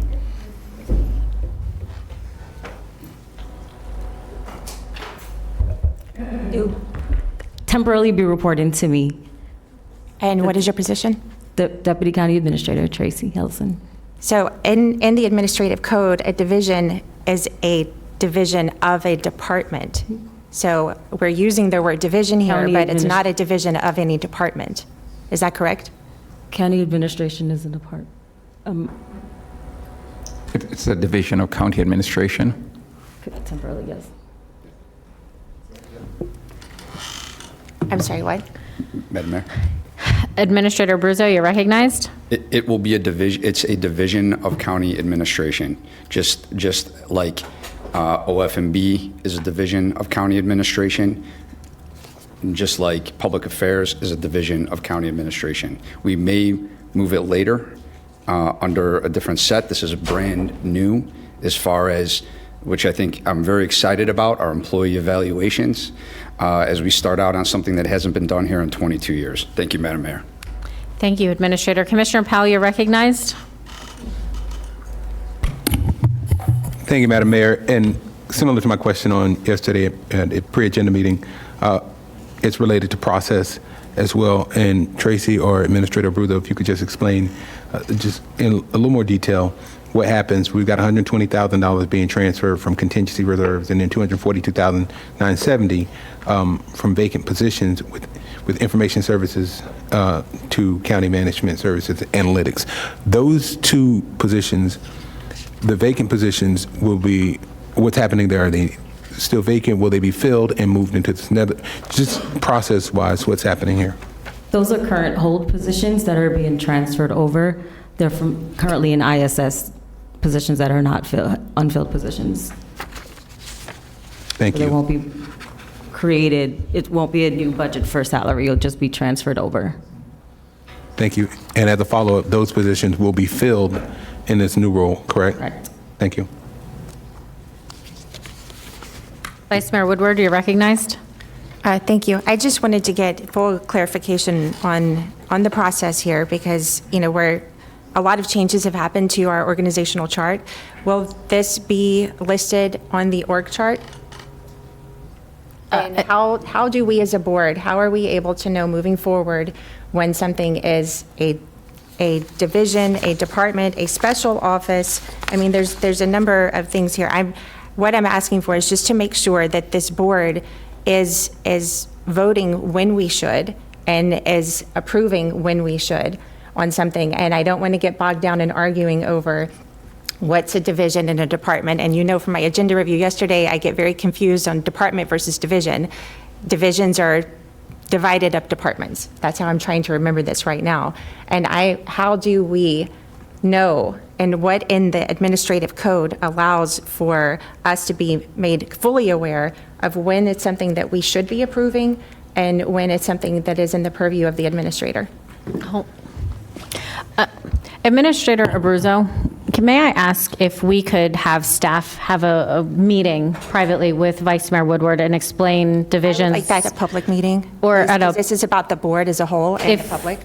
do we want to add that to a workshop where we go over what the differences between, I personally, well, I'll see what the will of the board is, but I think I'm pretty familiar with the difference between a department and a division and don't need a public meeting on that. But I will wait to hear from everyone else and what they have to say. Commissioner Flores, you are first. So I just want to clarify, especially for the public out there. I have been informed, we've had several conversations with the administration about some of the changes that are being said here today. If procedurally we need to have an additional vote, I'd be happy to do that, but I've been informed and aware that these changes were happening. I have provided input and feedback into the process. So, I mean, I don't know if it's just a procedural thing, then I'd be happy to make a motion to create this division, but I personally have been informed. I've had several conversations with the administration, so I feel confident moving forward. That would be no to a workshop, Commissioner? I am ready to make a motion right now. Thank you. Commissioner Sachs, you're recognized. I'm not confused. I had ample opportunity to meet with staff, administration, the agenda review. So the public knows each of us have an opportunity to meet with staff to discuss every item on this agenda. So it's not like we're just seeing it for the first time today. And if we have any questions, I call somebody. I called Tammy Fields yesterday 2 or 3 times, Dr. James Green, they're on the phone with me. We're taking care of it. So I don't think I'm not confused. I know exactly where it is. If I was confused, you'd know. And you'd know yesterday and not today. So I don't think we need to have a workshop on this issue. I think that we have, Madam Mayor, we have very good staff, and they have informed us individually as to these issues. So I'd like to take a vote on this. If someone doesn't like it, they can vote no. But as far as I'm concerned, I've been well versed on it before today. Commissioner Sachs, would you like to second Commissioner Flores' motion? I don't know. Yes, I'll second it. Thank you. So we have a motion by Commissioner Flores and a second by Commissioner Sachs. Vice Mayor Woodward, you're recognized. Thank you, Madam Mayor. Just to be clear on the workshop and to hear some of the discussion that this board has had, I'm a little surprised that we would not want to err on the side of transparency for the public, who may very well be confused, because even our own website is somewhat contradictory on some of this. We can look up the departments and the divisions. I don't see where the harm would be in us having a public workshop for the benefit of everyone who's listening, and to also make sure that there is a paper trail. That's why these votes do matter. That's why putting it on the agenda matters, and us to vote as the board, because you can go on our website and search our agendas and find out when the votes were taken and when this was done. So right now, we do not actually have a paper trail of a number of departments that have been created or changes that have been made. So I am saying it will not kill this board. We can handle an extra workshop on the air of transparency for anyone who's watching, so that no one in this county is confused. Administrator Abruzzo, you're recognized. Thank you, Madam Mayor. First and foremost, the organizational chart. I went to spend ample time with all commissioners, and I believe you as well, Commissioner Woodward, when I made every step of the way of changes on the organizational chart, which we also presented to the board. Getting ahead of it, we will also have additional changes with the upcoming retirement of Deputy Administrator Taban Laren, and then of course with the retirement of, or the Chief Deputy Administrator Taban Laren, and then Deputy Administrator Tammy Fields. When the organizational chart, my plans and administration for that, just as I did the current organizational chart, will be having one-on-one meetings with all of you to gauge your input, discuss everything that will occur. As far as a paper trail is concerned, Commissioner, I believe we have the most transparent process, at least as far as I'm concerned, as far as how we've moved the divisions, departments, every step of the way. And when I say transparency, again, and love to get feedback from the board, but I believe I've addressed every single movement, not only the divisions and or departments, but also the personnel that would be coming into roles for those who would be retiring or those who would no longer be with us. Commissioner Woodward, always open to come to your office to discuss any concerns you may have, but I believe everything that we have done is within my purview as administrator and with full transparency, complete full transparency to the board. Thank you, Madam Mayor. Thank you, Administrator, and I've always appreciated the transparency. And I think as a board, we generally give workshops for most things, Vice Mayor. This is one of those I think most of us have said we're not confused on. So I think if you would like to get yourself up to speed and bring something to our attention that you notice, I think that could be really good for everyone. But we have so many things coming up and so many, and I'm excited to see where things go. Attorney Audie, would you please, could you give us a brief admin, what falls under the purview? The only thing that we have that would have to come to us is just departments, right? Divisions are to the administrator's approval? And you're referring to just the structural change? Structural changes.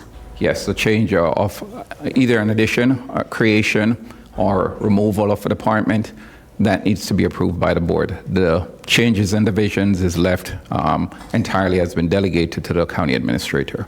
Thank you. And we do have a motion and a second. All in favor to item 6A3? Aye. Any opposed? Please see that we have 5-1. Please note that Vice Mayor Woodward is a no. Please see that the motion carries 5-1. Mayor, can I just a point of clarification? There had been a second to the motion originally by Commissioner Weiss, I believe. So is the maker Commissioner Flores and the second Commissioner Weiss? Correct. Commissioner Weiss was the second. Moving on to item 6B1. Thank you, staff. This is fire rescue. I'll entertain, do we need a presentation? And do we have any cards? Yes, I want a presentation. We would like a brief presentation, please.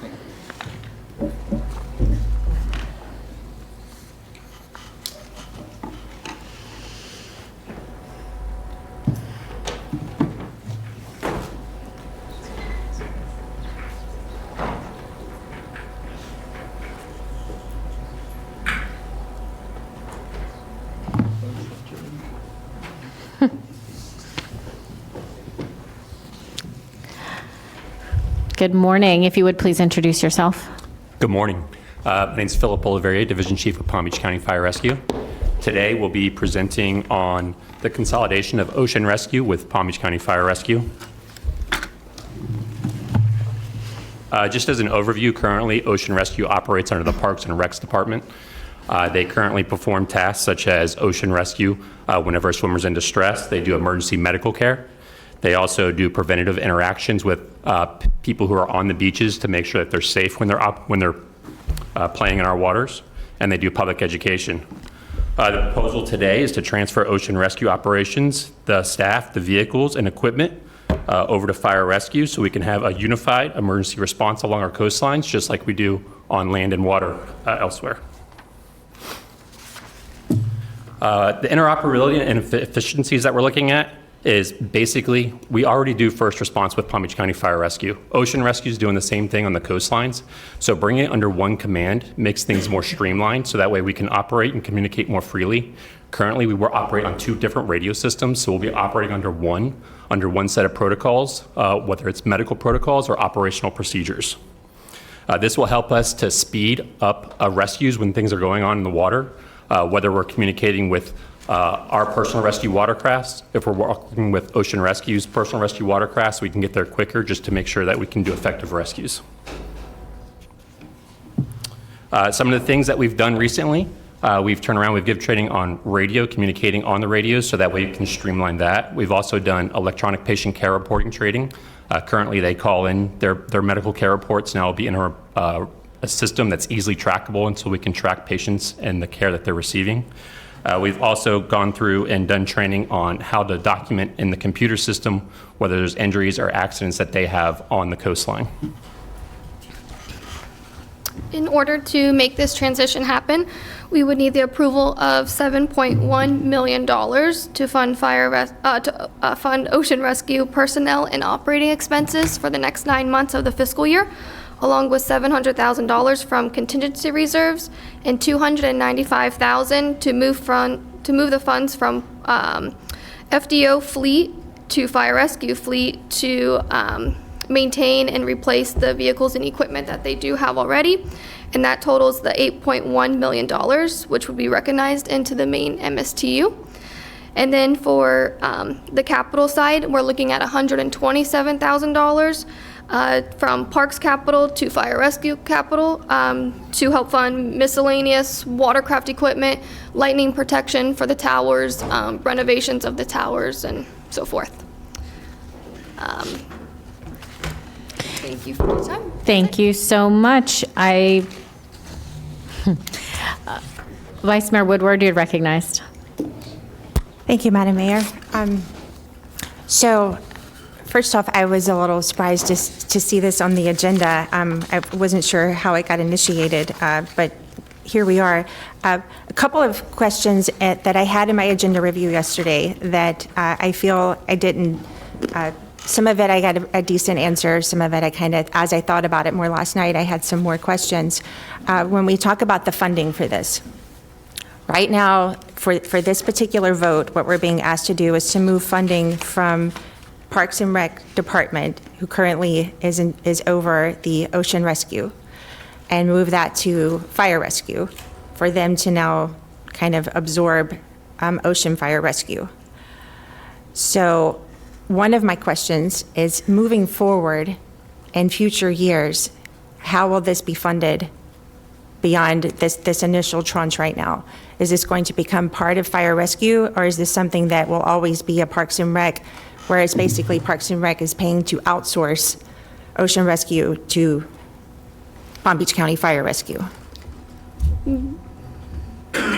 There would be a transfer from the general fund, much like we'd have for dispatch and drowning prevention. We get a transfer from the general fund. Okay, so are the Ocean Rescue then, are they considered part of Fire Rescue, or are they still going to be a separate department away from our regular Fire Rescue guys? They would and be gals. Fire Rescue. So just to clarify, good morning. I'm Jennifer Cirillo, the Director of Parks and Recreation for Palm Beach County. They are neither a department nor a division, so we're going to split hairs a little finer here. They are in my aquatics division in Parks and Recreation. So Parks and Recreation would maintain all our pools and water parks and our lifeguards at those facilities. This is really open water rescue services, and it is a little bittersweet because they've been in our department since 1970. They are world class. To the public, they will will see no change in service. It's really just a reorganization under the Fire Rescue Department to streamline those services. When they do perform a medical rescue right now, they do the initial rescue and they hand off to Fire Rescue and do a transfer. We've had the same medical director for many years, so it really is an alignment that administration has seen an efficiency opportunity for them to be aligned under Fire Rescue. So they're not quite a division whole. We will still keep the aquatics that perform, drowning prevention lessons and water aerobics and competitive swimming. All that will stay under Parks and Recreation. This is really just the open water rescue at our beach sites, and we work collaboratively with Fire Rescue already. They will stay in our break rooms and our facilities and the lifeguard towers. Everything will look the same to the public. It's a reorganization of the actual staff that will report up through the structure of Fire Rescue instead of through the Parks and Recreation structure.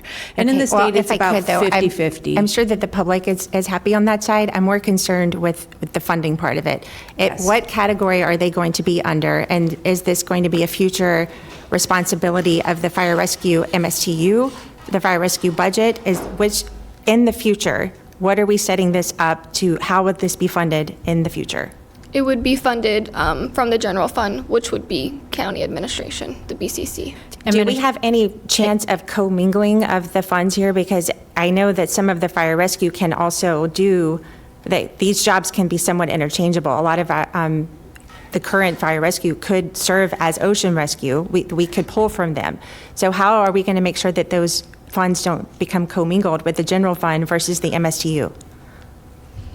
So the MSTU, the way it is funded is strictly for fire rescue services. When you turn around, you're bringing ocean rescue under fire rescue, there's still a little bit of a separation there, the way it's turned around and gathered, the way the taxes are gathered for those different areas, especially since our beaches are spread out from Jupiter all the way down to Boca. It actually goes into different districts along the coastline. So the reason it would stay under the general fund is so that way that money can come in the way it always has and then just move it over each year as a transfer. Okay, because my concern is the MSTU is funded by taxing districts where it's, the unincorporated or areas where we have agreements. And, I don't, this is a county-wide, our beach and parks district is paid for by county-wide dollars. And I want to make sure that as we're doing this to move forward, we don't end up having this become, the burden of taxpayers in the MSTU to pay for ocean rescue. And that's the intent for us to turn around and keep it coming from the general fund the way we're doing it and doing that transfer every year. Okay. Is there anything in here as far as having the fire rescue, the current personnel be able to, on their days off, they can work as ocean rescue, because are they going to be interchangeable? So they do not. FRS rules prohibit that. They do, some of our ocean rescue staff are full-time firefighters somewhere else in another agency that's not FRS, or vice versa. They're full-time lifeguards with us and are non-perm firefighters for an agency that's not FRS. So they already are doing that. That will not change, but they cannot work for both Palm Beach County Fire Rescue and Palm Beach County Ocean Rescue, because it's a complicated thing where we can't have, it's like I can't also have a full-time job with another county department. We don't do that, but they can work for, I'm going to name something, Boynton Beach Ocean Rescue is under Parks and Rec currently, so they can work full-time fire rescue for Palm Beach County and part-time Boynton Beach Ocean Rescue. They already do that. They just can't work for two FRS agencies at the same time. So one thing is too, there's going to be two separate unions, right? The Ocean Rescue currently works under the CWA, and then the firefighters work under the IFF. So when they're turning around and they're working, you can't commingle those two separate lines. You have to keep them separate the way that they're working. So you can't turn around and then take someone who is a firefighter and then say, hey, today we're going to put you on a tower and you're going to be guarding the beaches for 12 hours or 10 hours. Then I'm a little confused on where's the actual benefit for us to do this, because I thought I was understanding that, because I was told we have trouble staffing our towers. Sometimes we end up with shortages, and that this would then allow us to be able to pull from available fire rescue. But now you're saying we can't do that because of the unions. In the current makeup of the way it is right now, we cannot do that. But we do have ways to turn around and look at staffing a little bit differently, and we're going to be doing staffing with our new staffing program to make sure that we're covering things a little bit better. So our intent is to make sure that the towers are always staffed, make sure that there is always somebody there, and that we are not shutting down beaches. from being guarded. We want to make sure that they're 100% guarded. So, but currently, they are going to keep operating the way they are within the system. Okay, I have concerns with this, and I've had some reach out asking about cities. Are there plans to take over some of our city beaches as well? So there's no. Hi, Vice Mayor. Currently, there's no plans. There have been cities that have reached out, but we have currently no plans to take over any cities. Okay. But there are cities that have reached out. Commissioner Flores, you're recognized, then Commissioner Powell. No, when I saw this, I thought it was, in my opinion, efficient, especially since it's life safety. The one thing the reason I turned on my light was I want to remind everyone that our budget is under scrutiny and we can't let it be inflated. So we have to be very prudent about how we maneuver moving forward. I do understand the separation. It's just basically taking one department, converting into a unit for fire rescue. I don't have a problem with that. Also, when you guys mentioned that the radios were going to be under the same line, that makes perfect sense. So there are things here that I'm very happy and excited about. I just want to remind everyone that we have to, as we move forward, our budget has to be very delicate. We can't let it get inflated, especially when we're facing potential cuts. So that's all I want to remind the administration, but I'm very excited about this. Thank you. Commissioner Powell, you're recognized.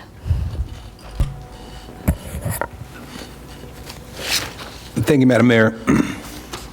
In recognition of what my colleagues have both said, my question is with regard to efficiencies. Commissioner Woodward, or Vice Mayor Woodward, asked the question with regard to creating efficiencies and being able to use fire rescue and ocean rescue maybe interchangeably. And we understand through FRS, and because they're different divisions, although it's both in fire rescue, that could not happen. And she asked the question of shortages that we're seeing at ocean rescue.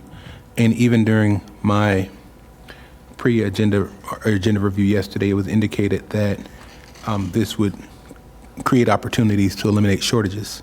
However, when she just asked the question a moment ago, I was confused in terms of the answer and response. My apologies. I may have confused the subject. My apologies. Okay. Well, being in politics, I know that sometimes people answer a question and they give an answer, and I walked away going, wow, if you can't dazzle them with your brilliance, baffle them with your other stuff. She asked a question and you gave an answer that said, we have a plan and there's a way to create efficiencies where there will be coverage. But her question regarding coverage using current staff. So what I'm trying to find out is, what's the plan? So I think it's both, and I think that's why I apologize for confusing the matter. I'm a different department right now. Correct. So they cannot work for both of us right now. Once it's moved under fire rescue, then I think Phil's plan their plan comes into place, and they will be under the same department, and there'll be opportunity there. So I apologize. Yeah, I was answering from they're in parks right now, and that's currently happening. So just to clarify, one of the things that we've already started to move towards to is their scheduling and the way that they're scheduled. So currently, they kind of staff themselves in a way where they work different days according to the weeks. By going to a more efficient scheduling, by having a permanent schedule on the roster, so now almost like firefighters work an ABC shift, we're putting them on an ABCD shift so that way they can turn around and make sure that we have the number of personnel on the beach needed each day and it's consistent. If they need the additional day off, it will be almost like fire rescue where they can swap to get that day off, but we always have the same number of people on those days, barring vacation, sick time, things like that. Is there a contemplation that there will be additional employees added to make sure that there are efficiencies created, or the current configuration is with the current employees that will be transferred over? So currently, the staffing number for Ocean Rescue is 112 personnel. Currently, they're staffed at just under 100.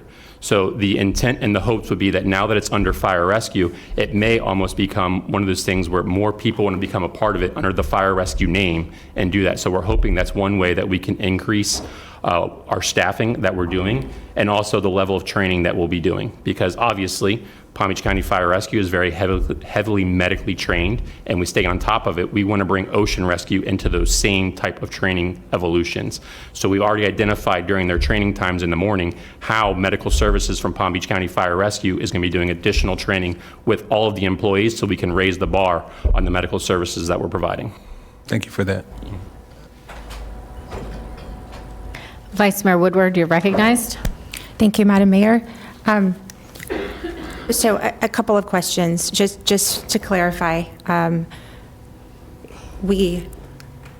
of the changes that you were just saying that you wanted to make, are those not changes that could be made under Parks and Recreation? Do they have to be done under Fire Rescue?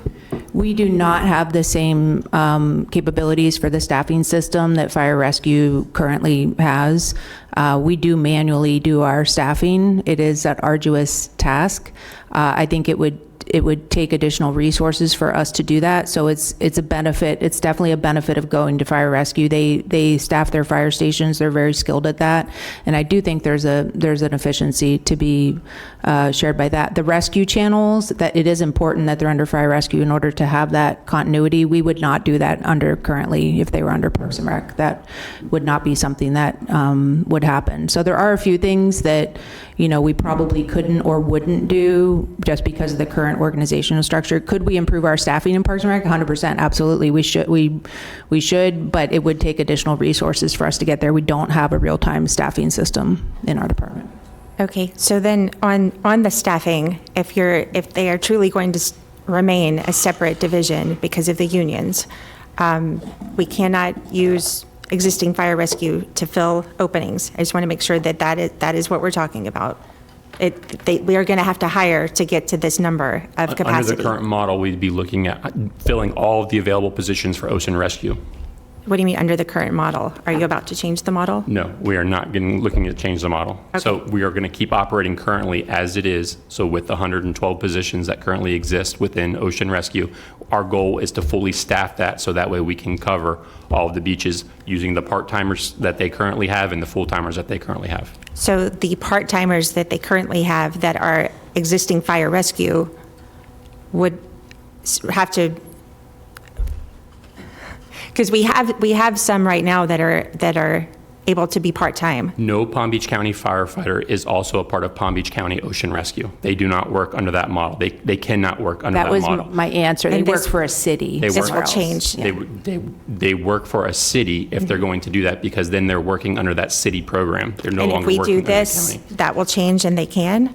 Or they still cannot? Nothing will change from there. Other city firefighters, because they are not a part of Palm Beach County Fire Rescue, can work part-time positions for Ocean Rescue.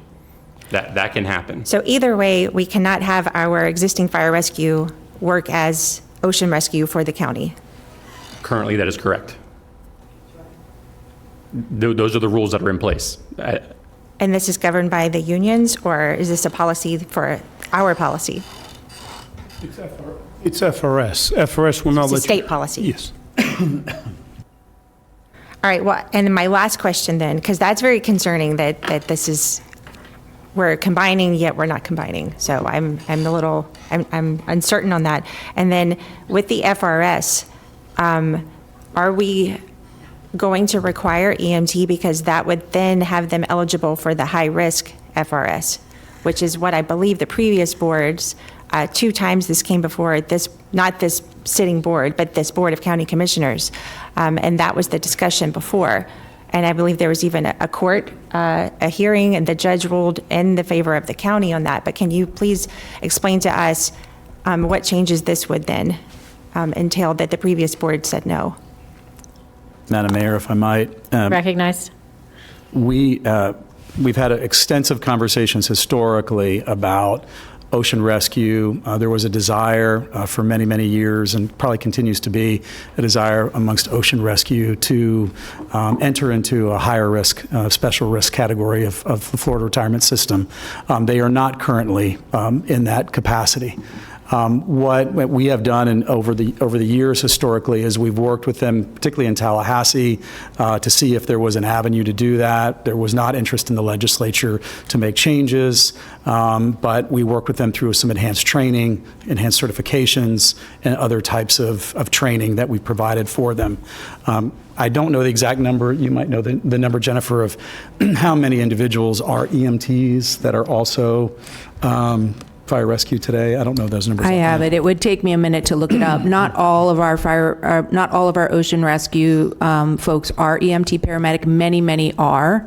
And so it's not currently a job requirement that they have an EMT. We encourage it. We provide certification pay if they do get it. We like to have EMTs out there. It's a good thing, but they're not currently all EMTs. But it's very close. Off the top of my head, maybe 2/3. I could look up the number if you'd like it. There's currently 27 who are not EMTs. Yeah. Okay. And so I think as we look forward, I think that ocean rescues can continue to try to make the case, whether they're in fire rescue or whether they're in parks and recreation, that they should be designated as a higher risk as first responders. So I don't know that there's anything that really changes much in terms of their perspective, in terms of how they see those positions and what they should be classified as in going forward. So we are not making it a requirement with this change that they become EMTs or that new hires would have to be EMTs? No, not that I'm aware of. Excuse me, Vice Mayor, Administrator Bruzzo, you're recognized. Thank you, Madam Mayor. A question for the attorney for clarification, especially for the Vice Mayor who had questioning. Since this is neither a department or division, it's actually operations under current division, it is in my full authority to move the department within my full approval, is it not? Attorney Audi, you're recognized. To move the ocean rescue Yes. people to fire rescue, yes. So the question, Madam Mayor, You're the question at recognized. hand is simply the budget transfer. Since I already made the determination that it's going to ocean rescue, which it is, this vote has to do with funding ocean rescue. Mr. Adi, if that is the case, then this is simply a vote if somebody wants to fund ocean rescue or not, and a no vote would be a defund of ocean rescue. Is that correct? If I understand your question, you're asking me what's before the board? Yes. Yes. Yeah, what's before the board is a transfer of the personnel from, they still remain in CWA, they're moving from Parks and Recreation to Fire Rescue, which we previously said was within your authority. Right. Madam Mayor? Yes. So just to be clear for the public, it is under my jurisdiction, or under my authority to move ocean rescue. I am doing that, and I have done that. This is the transfer of the funds from parks to ocean rescue. Since the transfer is done under my authority, a vote is either if somebody wants to fund ocean rescue or not fund ocean rescue. Attorney Audi, Yes, it's for the board to determine if they want to fund it or not. thank you. Commissioner Weiss, you're recognized. Thank you, Mayor. Thank you for the presentation, and I will be supporting this funding transfer. But I do want to say I think this, the discussion of itself, I think has been beneficial. But I also think that this move makes a lot of sense. The efficiencies, the opportunity for additional training, and potentially additional equipment that may become available with that training to make our beaches safer. And in terms of opportunity as well, once somebody is working in ocean rescue, I think that provides, if they were interested in going into fire rescue, it makes that ability much easier, or I shouldn't say easier, but they will already have relationships and know the people, and hopefully some folks will take advantage of that and provide that, as a way of continuing to fill the ranks of our firefighters that we need, but then other people will see the opportunity of getting in ocean rescue, and I know you're already down 12 spots right now. as a way of getting closer into fire rescue if that's ultimately where they want to end up. Nothing wrong with being on the beach, though, for a career. You know, if I could have done it, I might have. Motion to approve. Second. I have a motion by Commissioner Flores, a second by Commissioner Sacks, or excuse me, Commissioner Weiss. All in favor? Aye. Any opposed? Please see that the motion carries 6-0. Good job. Moving on Stand here for Emmy. to item 6C1, would anyone like a presentation for the medical examiner's office? Motion to approve item 6. I have a motion by Commissioner Flores, a second by Commissioner Sacks. I got a quick question, though. You're recognized, And this Commissioner is Powell? based on the add and delete. There's a line stricken on the bottom there. But after that portion, it talks about, or there's a question with regard to the percentage of increase. Can somebody explain that to me? Let me go to the page, to 82, right? Yes. 6C. So on this page, at the bottom here, it says, Would you speak into your mic, please, Commissioner? thank you. Thank you. Fees will be increased by the annual percentage change in the Consumer Price Index, CPI, 3%, whichever is less countywide. And that was after the portion that I saw was stricken earlier. Just explain that to me, because I know we're going up from 400 to 600 per hour, and then we're going from 50 to 70 for the 400 to 600 is expert witness, 50 to 70 is the cremation services. What is this Consumer Price Index, or 3%, whichever is less? Is that annually to the additional increases? Just a quick explanation of that portion, that last line. And then there was something about for non-compliant medical, here it is, for non-compliant medical practitioners. Period. You're recognized. Turn that on. Turn that on, Doc. Can you hear me now? We can hear you now. Dr. Miller, I'm the medical examiner for the county. The CFI index is just so that we don't have to come in front of you more often than you want to see us for increases related to cost of living So this will be an increase annually. So we're doing the 400 today. I mean, we're doing the increase from 50 to 70 today for cremation, then from 400 to 600 today for expert witness, and then annually we'll see we don't have to do this annually, because based on what we're approving today, it will automatically adjust based on the Consumer Price Index, or 3%, whichever is less. Yes, sir. Easy. That was easy. That was smooth. We're good to go. Vice Mayor Woodward, you're recognized. Thank you, Madam Mayor. I just did have a question. After we met, we discussed the funeral homes that use your facility for storage. And we discussed putting, you have the charge on here for after 5 days, 10 days. And we had talked about having you collect that money when they retrieve the body. Is that something that was added to this? Or instead of just having a bill that goes out at some point to make sure, because if we have funeral homes that are just using us for free storage, how do you plan to collect on that? Will it be at the time of retrieval? Yes, it will be at the time of retrieval. We did not change our agenda item, but it's what we plan to implement. That will be part of the policy. Okay, thank you very much. Follow to that. Commissioner Powell, you're recognized. Thank you, Madam Mayor. Well, what was the item that was struck on the add delete? Can you explain what that meant? That was at the advice of legal, Mr. Audie. I think the question is what was stricken? Oh, what was stricken? It's a request to adopt Florida Administrative Code 64B Part 8, which penalizes practitioners for not complying with a legally required duty, which in this case would refer to Florida State Statute 382, signing of death certificates. Thank you. You're welcome. We have a motion and a second. All in favor? Any opposed? Please see that motion carries 6-0. Thank you. Moving on to item 6D1, OFMB. Does anyone need a presentation? I'll entertain a motion. I have a motion by Commissioner Sacks, second by Commissioner Weiss. All in favor? Any opposed? Please see that the motion carries 6-0. Moving on to item 6E1. Does anyone need a presentation? I'll entertain a motion.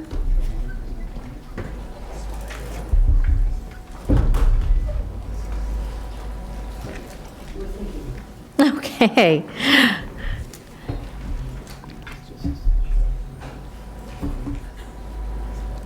Commissioner Weiss, you're recognized. Yeah, I'd like a brief presentation. Just if we can just go to the table and maybe you guys can show. I think it's important for the public to understand how our costs have increased.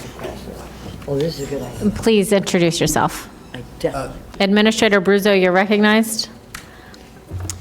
Thank you, Madam Mayor. I think that this is a very important summary of how costs have gone up. I will defer to Director Ricks in a moment, but as you see, from 2019, where a total cost of the project was $695 million, it has gone up to $695,000. It has gone up to $1,556,000 and change. And even from the 2022 period, which is after COVID, how costs have escalated. This is the type of product that you, the board, spend a large amount of our public tax dollars on. It is not consumer price CPI index type items, but it is exactly what you see here. So this was put forth to show both the public and you, of course, the board, what we look at. Now, I also want to make note that this is not just our county department. The state DOT is dealing with the same exact type of numbers. And if, with your indulgence, Madam Mayor, if I could defer to Director Ricks to address that as well. Good morning, Mayor. Director Ricks. Mayor Baxter, Board of Commissioners, and County Administrator. I'm David Ricks, County Engineer and also Director of Engineering Public Works. With me, Deputy Administrator Patrick Rutter, and from the County Attorney's Office, Liz Herman. Just like the Administrator indicated, these are costs that's increased over the years. This is for a signal work at this one location, came through the sales tax program. And the reason is before we had to move money from different funds in order to fund this program based upon new cost escalation. The 2025 numbers are based upon we rebid, we do annual contracts for the signal every 3 years. And this is the most recent contract got awarded August 2025. These are the most recent numbers. And this is the lowest bidder on this signal project, Jericho, 1.5. If we use the other bidder that's on this annual contract, the cost would be $200,042,000. And so this was a competitive bid, annual contract, and this Jericho is a vendor that we use on a lot of our projects, and also DOT uses that. And so this is, just like the Administrator indicated, a cost of doing business. Thank you. I will entertain a motion if anyone does. Move it. I have I have a motion by Commissioner Weiss, a second by Commissioner Flores. All in favor? Any opposed? And just for clarification, this is to approve items 6E1A and B. And just one item for me, so this is just approving the funding. We'll bring before the board the actual task order for the board consideration for the actual project itself. This is just to move the money around. Thank you so much, Director. Moving on to item 6F1, page 84. Housing and Economic Development. Does anyone need a presentation? Commissioner Powell would like one.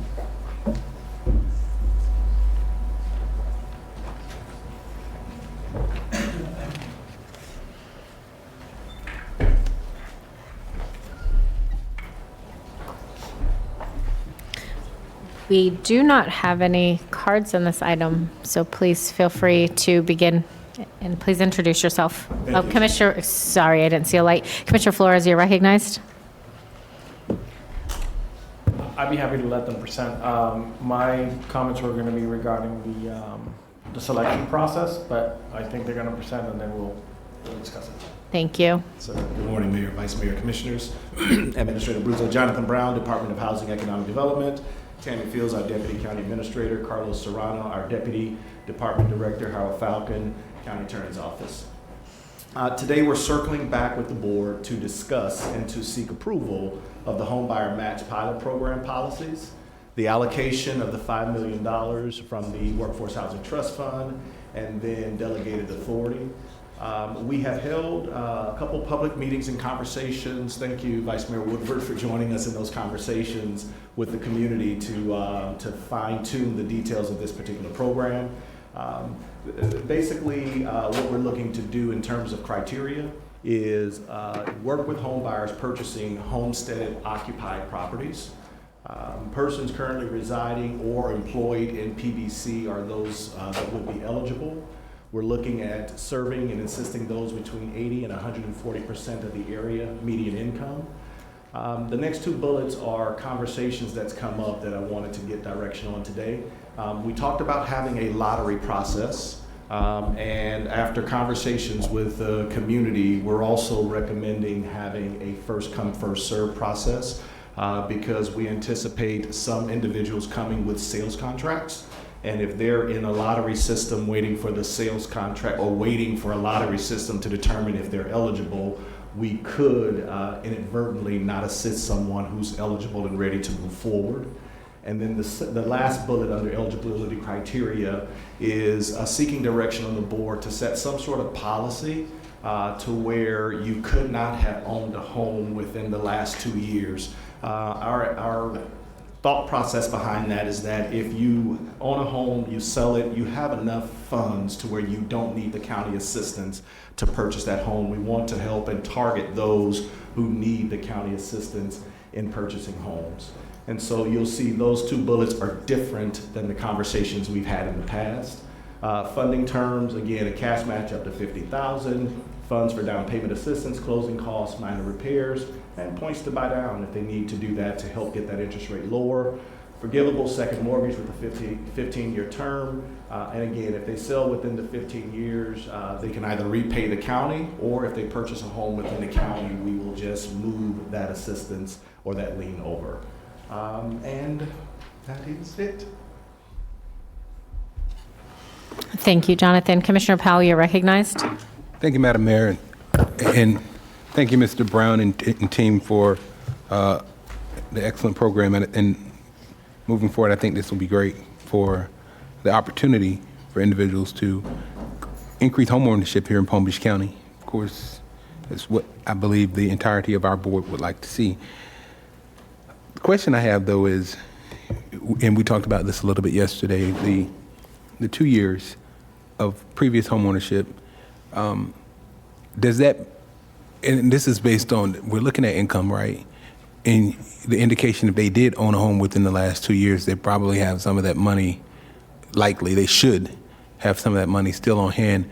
What would be the challenge to either 3 years or the income related to income limits for this particular program? And as many people would really want to know, right? Because we open up these programs and within 20 minutes, maybe a minute or so, right? The funding is gone. How does an individual living in Palm Beach County or working in Palm Beach County properly position themselves, especially when they're working hard? They've done what I would say, you've done all the things that you need to do, right? You're looking for an opportunity, and sometimes people see it as those people who do get the opportunities, who are quicker on the draw, are and don't need it, right? You talk about the 2 years. Somebody may have sold their house. If they sold their house in the last 2 years, they're probably flush with cash, right? Those individuals who are doing enough to purchase a home have saved that money. You talked about being under contract and don't lose that opportunity. How do we encapsulate this to make sure that individuals who really are on the cusp are able to utilize it to the best of our ability? Great question, Commissioner. And that is the goal. That is the goal, to work with those that are ready, which is why one of the things we've typically always done is work with our nonprofit housing providers or housing agencies to make sure they're presenting ready to move buyers that are already secured some sort of mortgage or some sort of mortgage commitment, and then they're coming to us with the gap. And so a lot of our nonprofits who've been actively involved in the conversation, that's kind of where the conversations have gone. The other thing is, and we had the question yesterday, and I really don't know how fast the program's going to work. The closest program I can liken this to is workforce housing. We've been administering workforce housing for 7 years. November of 2017 is our first workforce housing sale. We've currently assisted 247 buyers at $7.9 million. So again, whether all of this money with an average of probably around $32,000 per buyer, that's the closest I can kind of come to based on historically what we've done, which is why we brought back that thought of, first come, first serve if they have some sort of contract, because again, we don't want to eliminate anyone who's ready to go. Gotcha. Thank you. We have 2 minutes until 12, and we're clearly not going to get through this before 12 o'clock. So I would like us to break at lunch. I have Commissioner for lunch, Flores, Weiss, and then Vice Mayor Woodward to go when we return at 1 p.m. Thank you so much, everyone. Thank you. We get it now. No, I got it. I'm glad.